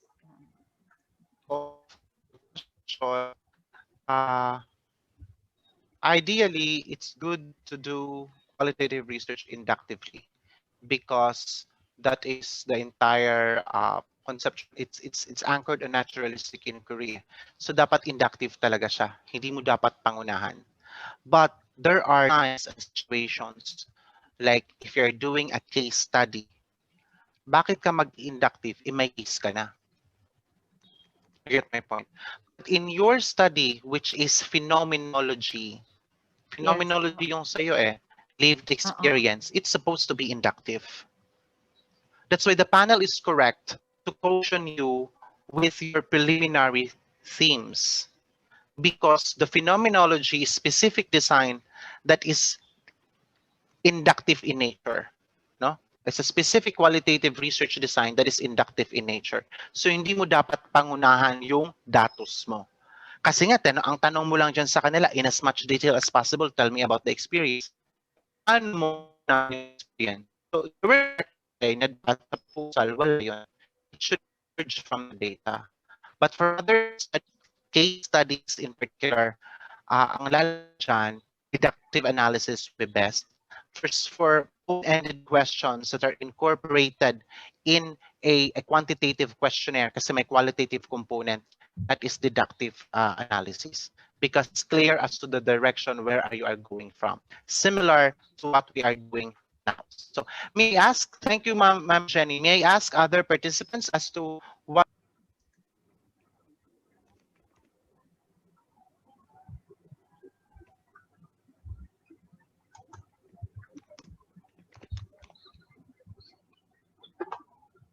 Hello, Sir Jonas.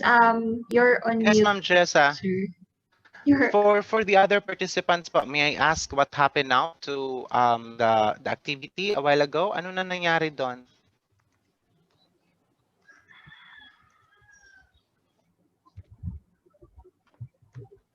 Siyempre, expectation natin, hindi natin matatapos yun sa 20 minutes lang naman. Actually, 15 minutes plus 30 minutes na ang dumaan. 30 minutes, makakag-code tayo. So, paano yun? No? So, anong lalabas doon? No? Okay. So, any comment to that? No? Sa mano-mano na procedure yun? Ano nangyari?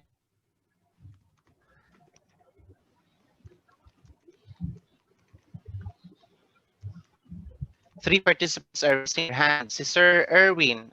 Sir Erwin would like to say something regarding the activity a while ago.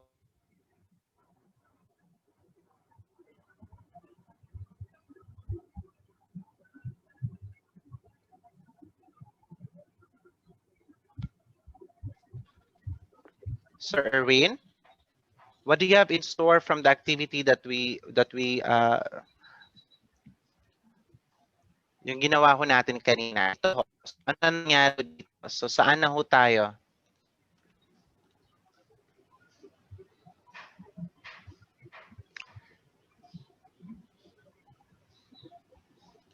Sir, Doc, good morning po.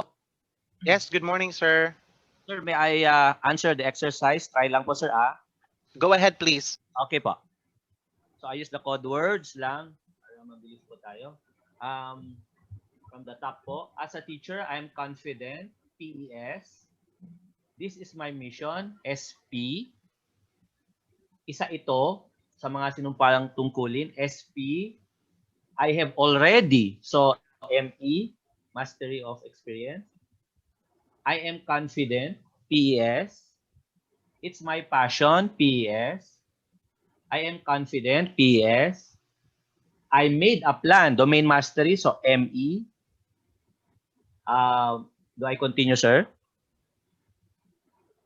Yes, sir. Okay po. Go ahead. Okay po. Kailangan pa rin, SP. Dahil ito ang sinumpaan, SP. I was equipped, ME. I have undergone trainings, ME. I am flexible, nilagay ko PES. This is our duty, SP. Basta may plano, nilagay ko PS, di po ako sure. Handang matuto, PS. Help of the institution, so ME. I try my best, PS. There are other modalities, so ibig sabihin may background na po siya, no? ME. I'm confident, PES. Ito ang aking tungkulin, SP. Responsibility, SP. To the best of my ability, so PES. Punta na pa ako sa, I have available learning tools, ME. I can teach online, ME. I was trained, ME. We had trainings, ME. Ito ang aking tungkulin, SP. I could do my job, ME. Ang edukasyon, pagkatuto, SP. I have prepared ahead, ME. I am trying to cope, PES. We are somehow equipped, ME. Flexible learning is already introduced, ME. Education must, so SP. Move na po tayo sa sa last. Because of the support coming from administration. Di po ako sure, sir. So nilagay ko lang vicarious. Ito ang aking sinumpaang tungkulin, SP. I am flexible enough, PES. I am confident, PES. I am passionate, PES. Naniniwala ako, PES. I am equipped, ME. Thank you po, Doc. Oh, ayan. Very good. Next step. I'll copy this and move it to a new slide. Okay. Now the next step is to organize them. So what I will do now is I'm just going to highlight this and then I'm going to sort it. Custom sort, sort by column A. So I will now have ME, PS, SP, and BE. So meron na ako nito. I will color that to something else.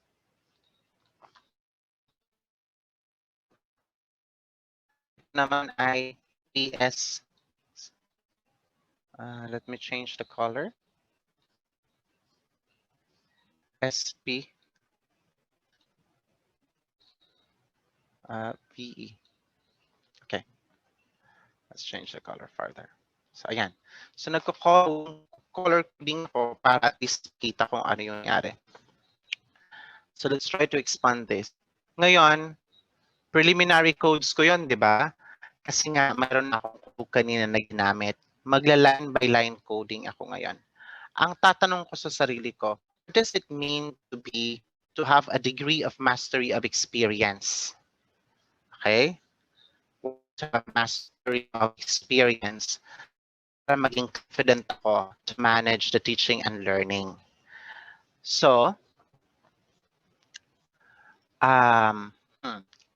because this is mano-mano, what I will do is mag-highlight lang ako ng key terms already taught the students.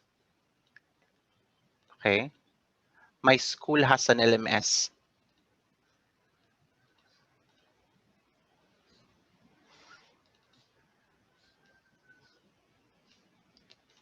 Okay? I made a plan on how to manage my time. So my adapt plan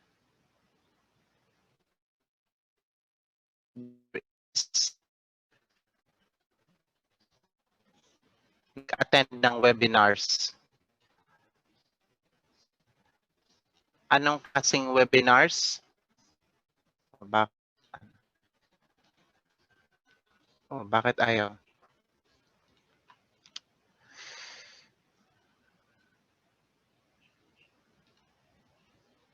I have a plan, also attended webinars. Then the type of webinars that was attended is on managing and teaching and learning process in the new normal. Okay. Then I was equipped with necessary skills and character to teach in the constant changing world. Equipped with necessary skills and character. Undergone trainings about flexible learning. So I have undergone trainings. Flexible learning and new normal are equal terms. Mental note. However, I believe I'd more effective as a teacher if I was given more time to prepare materials. I will color this into something else. Ayaw makita.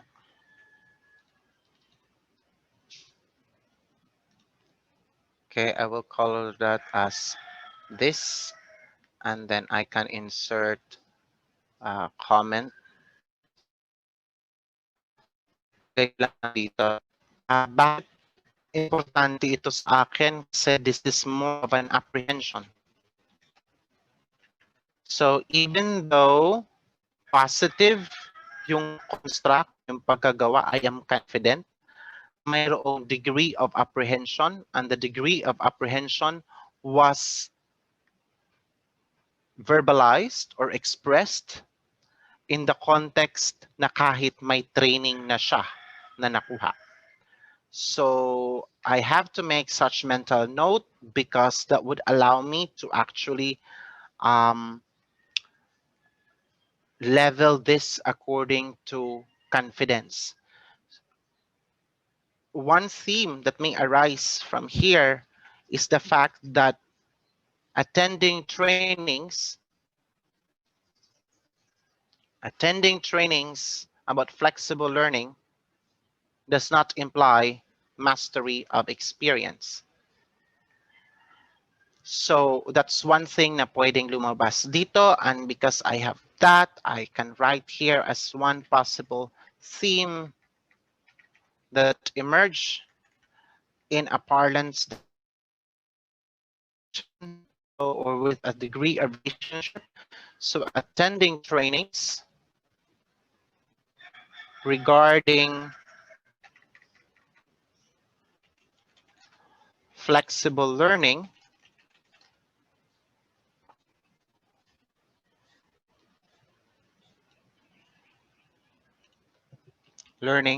um,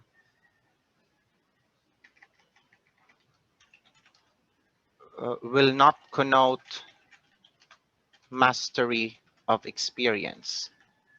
Okay, so I'm going to put it there because that is something that is already nag-emerge na siya. No? Isa yan sa lumabas dyan. Babalikan ko yan mamaya. Of the help of the intergovernmental webinars also a lot. So there is a certain degree of help. Okay. Read yan. There are other modalities to be used in teaching. So there are other modalities now. Read yan ulit. I have available learning tools. Okay, availability of learning tools and resources. Read. I can teach online mainly because of the online trainings I have attended. I can teach online. See. Shook. This one corroborates the response in ME. I'm going to color that with the same color blue.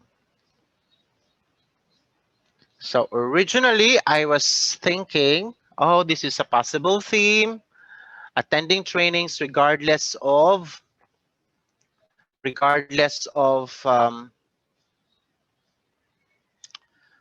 we just wrap this? Parang masakit sa mata na masyado. Wait, I'm going to wrap the text.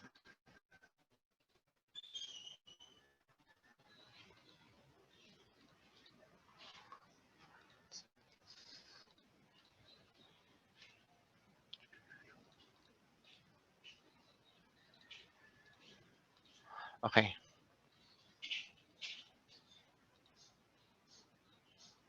All right. So my apprehension dyan, ito may apprehension, no? Bumalik na siya dito. So pareho ang kulay na ginawa ko because it seems like there's one related representation. I was trained on different online platforms like Google Class and video writing. Okay, so pula pa rin ito. Yes, we had training sessions to make sure that we will be nagpa-training sila. I could do my job as a teacher because of the things I've learned through trainings and seminars I attended. Pula pa rin. I prepared before the opening webinars and okay, this is still pula. We are somehow equipped with skills because flexible learning is reintroduced for the research conventions. Prior knowledge.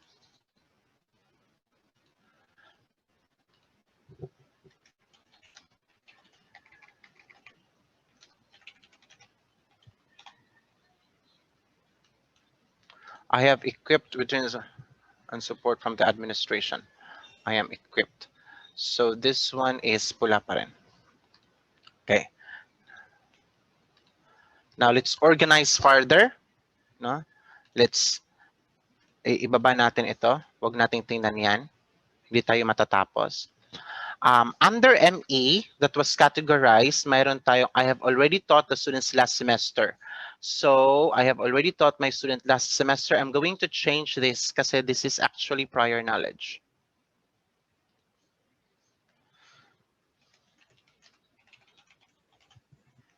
My school has an LMS. Parang this is more of like availability of facilities. So I'm going to change that into a different color.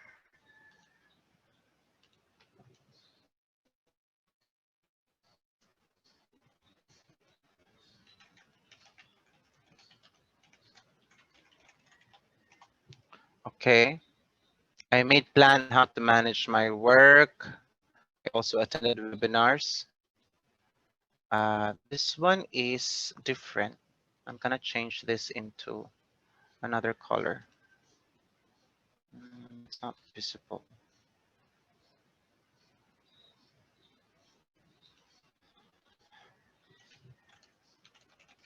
Sense of planning. Undergone trainings. Help the webinars also okay. There are modalities okay. Okay, this is similar to availability of facilities.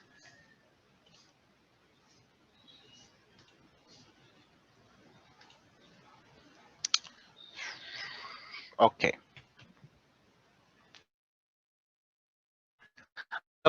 Organization. I'm going to copy this. All reds.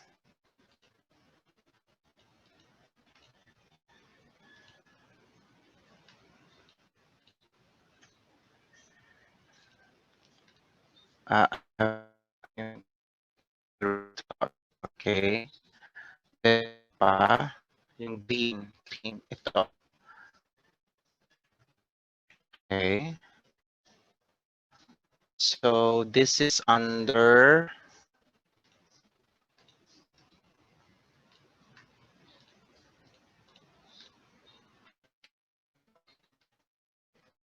prior knowledge.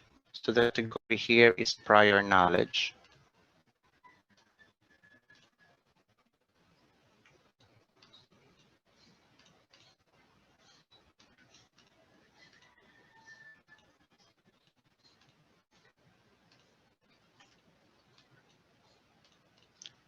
Okay, and then yung mga pula, ito apprehension.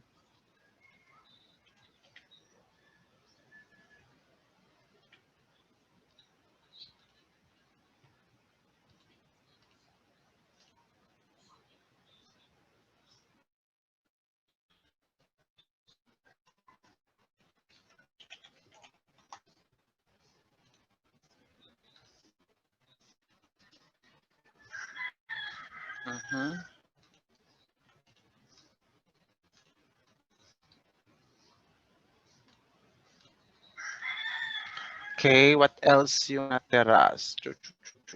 I believe I'm more effective. Planning.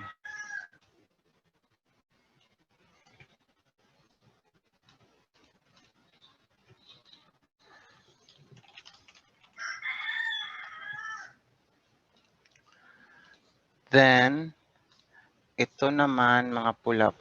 Ha?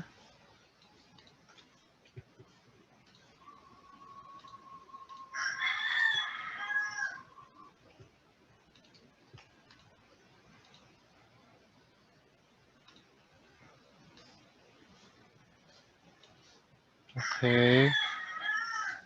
All right, so I think that's it. So I now have coded, grouped them. No? So these are the segments. These are the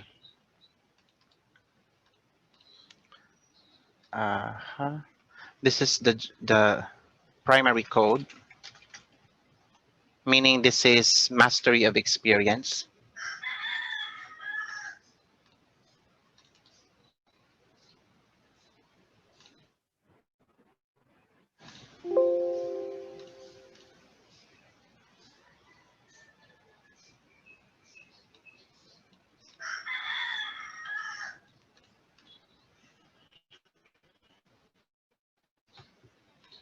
Okay. So that's a segments. There has to be an ID kung saan yan galing. So dapat I should have copied the IDs here from the timestamp for proper audit trail. So ID, segments, primary code. The primary code, all of them are actually ME, mastery of experience. No? So meaning we've coded these statements as a representation under self-efficacy, that this is an illustration that they have a degree of mastery of experience. But the degree of mastery of experience does not necessarily mean that they are equal, no? Or now from here, the primary code, I tried to categorize them further, no? Kasi ito, generic pa yan, and then these are now the new categories that I have. You have prior knowledge, apprehension, sense of planning, and then this one, received appropriate training.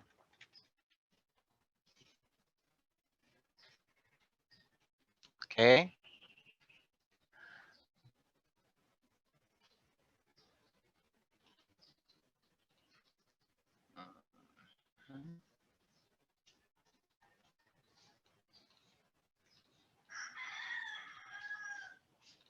All right. So yeah. So makikita natin siya. And then after here, I am now ready to develop themes, possible themes.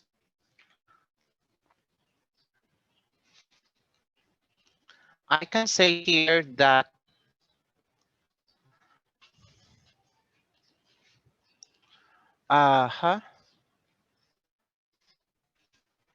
mastery of experience, kasi yun yung primary code ko,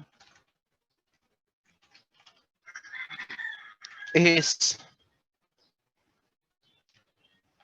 based on prior knowledge.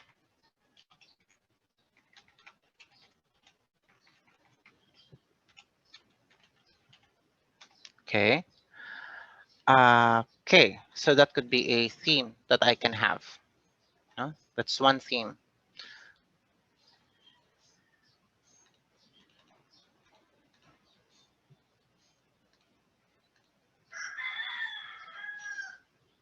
Okay.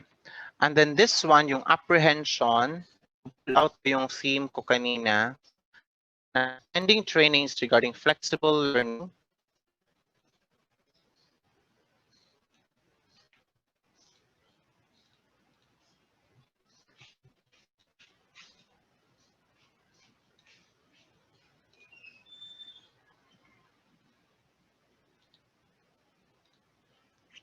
Okay. Attending trainings regarding flexible learning will not connote mastery of experience. Masyadong negative. I'm not trying to sugarcoat here, but if I'm going to read again the sentences or the segments, it says that is more effective. This is more of an apprehension. The person received the training, only that the person haven't really actually applied the training yet. So meaning, hindi pa niya na-experience i-apply ito, pero nakita niya na sa training. So it's true to say that it will not connote mastery of experience, but it is also true to say that this may contribute to mastery of experience. It's not saying directly that if you attend the training, you have the mastery. What it is telling us is that you may be able to master the experience because you have the training. Okay. In the same sense that mastery of experience is based on prior knowledge is quite specific, meaning you have to have the prior knowledge before you can master such craft. No? So it is different from the second one. Okay. Sense of planning. Mastery of experience.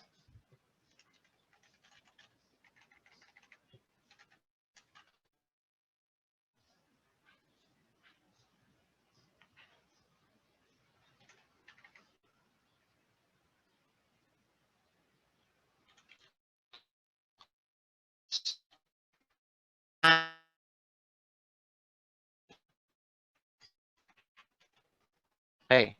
What is here is that kung may experience ka na, basically are able to plan and manage, because planning cannot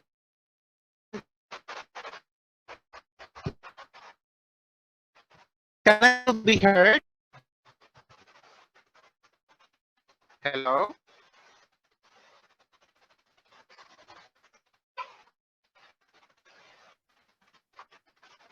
Hello, naririnig po ako? Just proceed, Hello, sir. sir. Yes po. Okay, no, kasi umuulan, biglang lumakas yung ulan. I'm turning off my video for a while. Now, ito siya, no? Dito naman sa banda dito, okay, I trained on different online platforms. Well, this is very direct, no? Training. Sir Jonas, for a while, Yes, sir. the participants are asking if we can provide them a copy of that categorized data. So can we provide them the copy of that Excel? Yes, they can. No, yes, they can actually. Oh, yes, we can. We can provide them a copy of this Excel. Okay. Thank you. Okay. All right. So for ito naman ho dito, this is in a way similar to this, no? Attending trainings regarding flexible learning will contribute to mastery of experience. Kasi it's about training and all. So I am now in a position wherein I am bothered. Why am I bothered? Because I've diluted this. I've diluted the essence of this. Kasi ito, pareho ito. It talks about training as well. This one, it talks about training as well. But the difference is that this one highlights their apprehension of the training, while this one highlights the training that they have participated, contributing to the mastery of experience. But this one, it's really on apprehension. So I now have to decide, no? Ibabalik ko siya. See, so nagdidesisyon ka talaga, no? Ibabalik ko siya. Wait.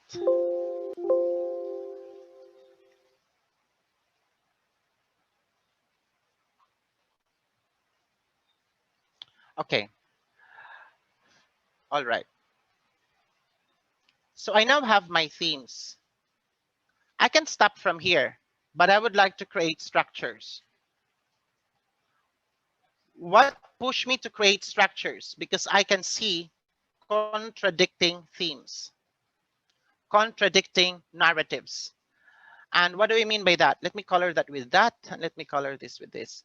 So for this structure na yellow, I would say attending trainings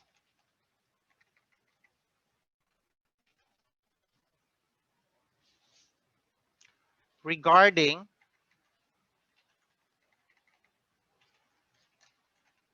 flexible learning,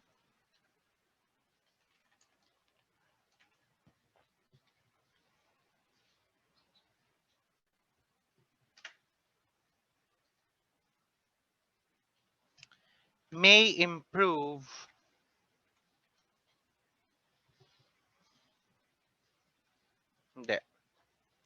hindi pa rin kasi pag may magiging parallel siya sa kanya. The point here is that mastery of experience is only derived when the training received have been fully applied. Okay, I was talking to myself, but anyway, it seems like we are getting there. So I now have a structure. Why is this a structure? Because this is a combination of two themes, and it provides me an interaction between the two situations. One situation is a group of teachers claiming that it seems like they have a mastery because they were able to attend trainings, that they were confident because they were able to attend trainings. But another one pauses or showcases an apprehension. No? So here I have now a structure that mastery of experience is only derived when the training received have been fully applied. Now, because this is about confidence, I should not stop there. No, I should not stop there. Because the original question talks about confidence. So confidence in teaching and learning, in teaching in the new normal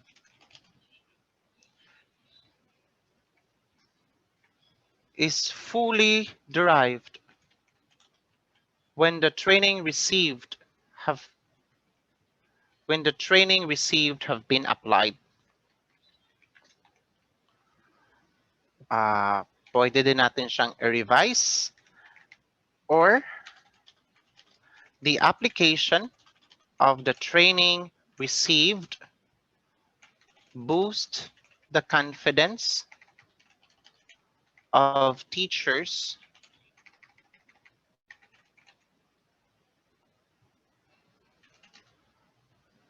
in the new normal. Okay. So, two terms, pareho lang, no?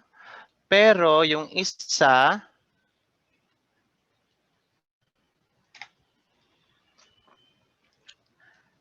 iba yung pagkasulat. Now you have to decide. So, itong isa,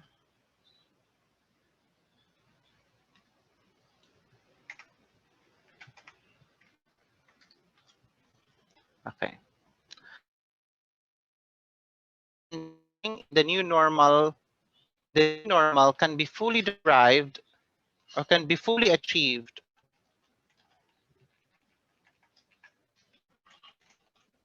when the training received have been fully applied. Medyo hindi ako happy dyan, hindi masyadong expository. But if I'll go here, the application of the training received boosts the confidence of teachers in the new normal.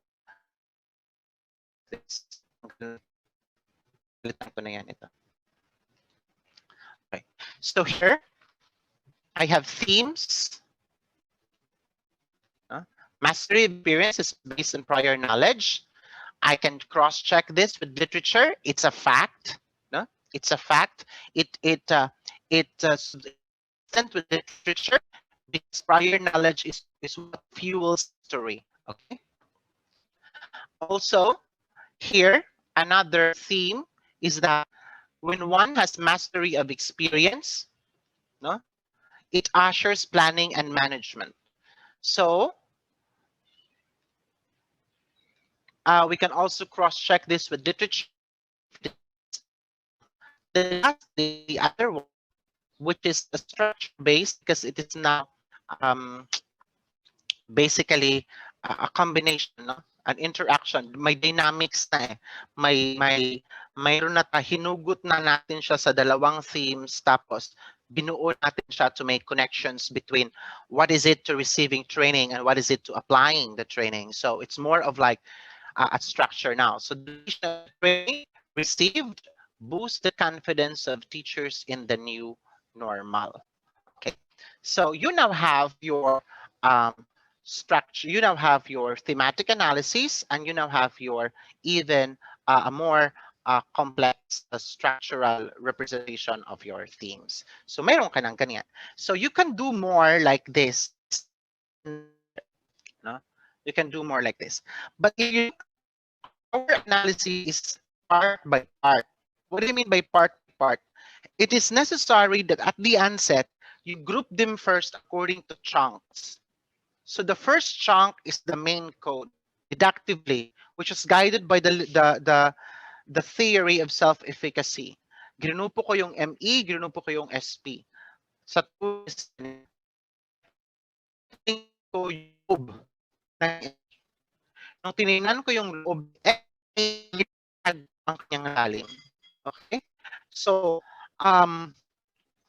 this is more of I'm trying to relate this kasi to Philippine Psych, no, na tingnan mo yung banghayin mo muna, pagkatapos mong banghayin, tingnan mo yung loob, pagtingin mo sa loob, ilatag mo ngayon yung doon sa pagbanghay mo, ang nakikita mo lang ay yung labas, no? Nakikita mo lang ay yung labas. Ano yung labas? Yung labas dito, inductive kasi siya, kitang-kita agad natin, ay ito, ano yan? Mastery experience yan, ito, motivation yan, ito, ano yan. Okay? But after that, you have to go deeper. And one way of going deeper is after you have sectioned it in general category, no? General primary code, which is ME, you now section it further into other categories, no? And then, and so on and so forth. Pero actually, yeah, this is quite interesting, no? Magandang isulat ito. Okay. So is this something that was already done before? No, because the original assumption that was for the purpose nitong literature na ito, nitong material na ito was intended for an instrument. And when I say instrument, ito ho yung ginawa namin na instrument from there, no? So basically, bumuo ho kami ng instrument to rate this is during the CBI, to rate the items in the dimensions. So you can see here na may social persuasion, may learning experience, may motivation, may somatic emotional states. If you look at iba ho ang laman ng aming nabuo, no? So nagkaroon kami ng 4 na groupings na nag-emerge dito kasi later on nung pinagsama na ho namin silang lahat, hindi na lang yung mastery of experience at saka yung iba may nag-overlap. So kailangan naming bumuo ng bagong tema. So from here now, mula doon sa nagawa naming themes, nakabuo kami ng instrument which we are now ready to test for application. So this one was already subjected for factorial analysis and we are quite we're trying to take this further para ma-publish siya. Okay, that I cannot give to the participants because it's still on the racks. But as of the moment, yes, you've asked if it's okay to have this particular sample. Why not? I'm going to give this sample to you later. And then I don't know if what's the pleasure of PARSSU to the recording, no? Kung magbibigay sila sa inyo. Okay, it's now 11:54. I will entertain questions before we go to lunch break. We pero I think hindi na natin yon gagawin ngayon, no, in the interest of time kasi tatawid tayo agad doon sa ating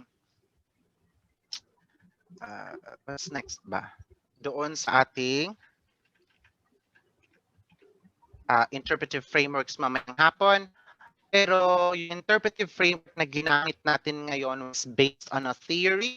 What is the theory all about? It's about the self-efficacy theory. There are other interpretive frameworks that you can use from positivism, among many others. So here are some of the beliefs anchored on the philosophy of it, and this is something that you can apply. So kailan ho to na-apply? Na-apply ho to doon sa konsepto when you are studying or when you're doing when you are studying inductive analysis. Okay, so we take note that in analyzing the text, you need to look into your philosophy or your interpretive frame or your theoretical frame. I used here the self-efficacy theory. And of course, you need to have knowledge, expertise, and experience to have that. Well, my thesis is that expertise is actually developed, or expertise based on knowledge and expertise based experience must be nuanced in philosophical perspective, o yung expertise ho ay nabubuo when you have both knowledge and experience. So kailangan ho nating gamitin ito, kailangan tayong mayroong both the knowledge and experience so that we will be able to analyze the text properly. Okay? So ngayong hapon, pag-usapan natin yung inductive coding, peso ng MaxQ DA. Okay, we're going to talk about the different types of coding later on as we code the material using QDA, emanating from open coding, actual coding, and selective coding. So when we say open coding, you are not relying to anything. Begin code immediately. When we say actual coding, this is similar to what we did a while ago. Yun hong kinonect na natin yung quality of training received respect to confidence. Magkaroon na ho tayo ng causal condition, may context na, may intervening conditions na lumabas, may action strategies na. Dito na ho yung nangyayari na nagkakaroon na ng actual. Kaya mas maganda talaga yung inductive coding, pero matrabaho siya, of course, because you're going to go deeper about it. No? And then lastly, also, we have selective coding, wherein this is the process of, well, this is something that is related to deductive. Kasi may idea, no? May idea ka na nagagawin na theory. So, nag-selective coding ka, meaning, mayroon kang kinode, mayroon kang hindi. So, mayroon kang a little degree of, hindi naman siya bias, pero mayroon kang degree of preference. No? Degree of preference na ito na yung gagamitin natin. Okay, so before tayo tumawid doon sa qualitative analysis using MaxQDA, try nating babalikan ito mamayang hapon. Itong inductive QDA, dito tayo magsisimula before I introduce to you MaxQDA. So our time now is 11:58. Do we have questions? Hello, Dr. Jonas. Sige, proceed. Hello, sir. To everyone, we will conduct our open forum later in the second half of our webinar because it's already 12 noon. So, few reminders before we have our break. But first, let me thank Dr. Jonas for the morning presentation. That was wonderful presentation, and also the workshop. So before we have our lunch break, a few reminders to everyone. For the interest of everybody's time, may we request everyone to only raise questions which are related to our topic. For other concerns, you may send it to info@PARSSU.org or to EINS Consultancy. And now for our lunch break, the time now is 11:59, and we will be back after an hour. So that's 1 p.m. Yes, sir. Jessa, expectation ko ay mayroon na tayong MaxQDA mamayang hapon. Tama? Mayroon na silang software? Okay, good. All right. Yes, sir. Another reminder, you may disconnect while having your lunch, and you may use the same link provided to you in going back to our webinar room. So to everyone, eat well and see you in an hour.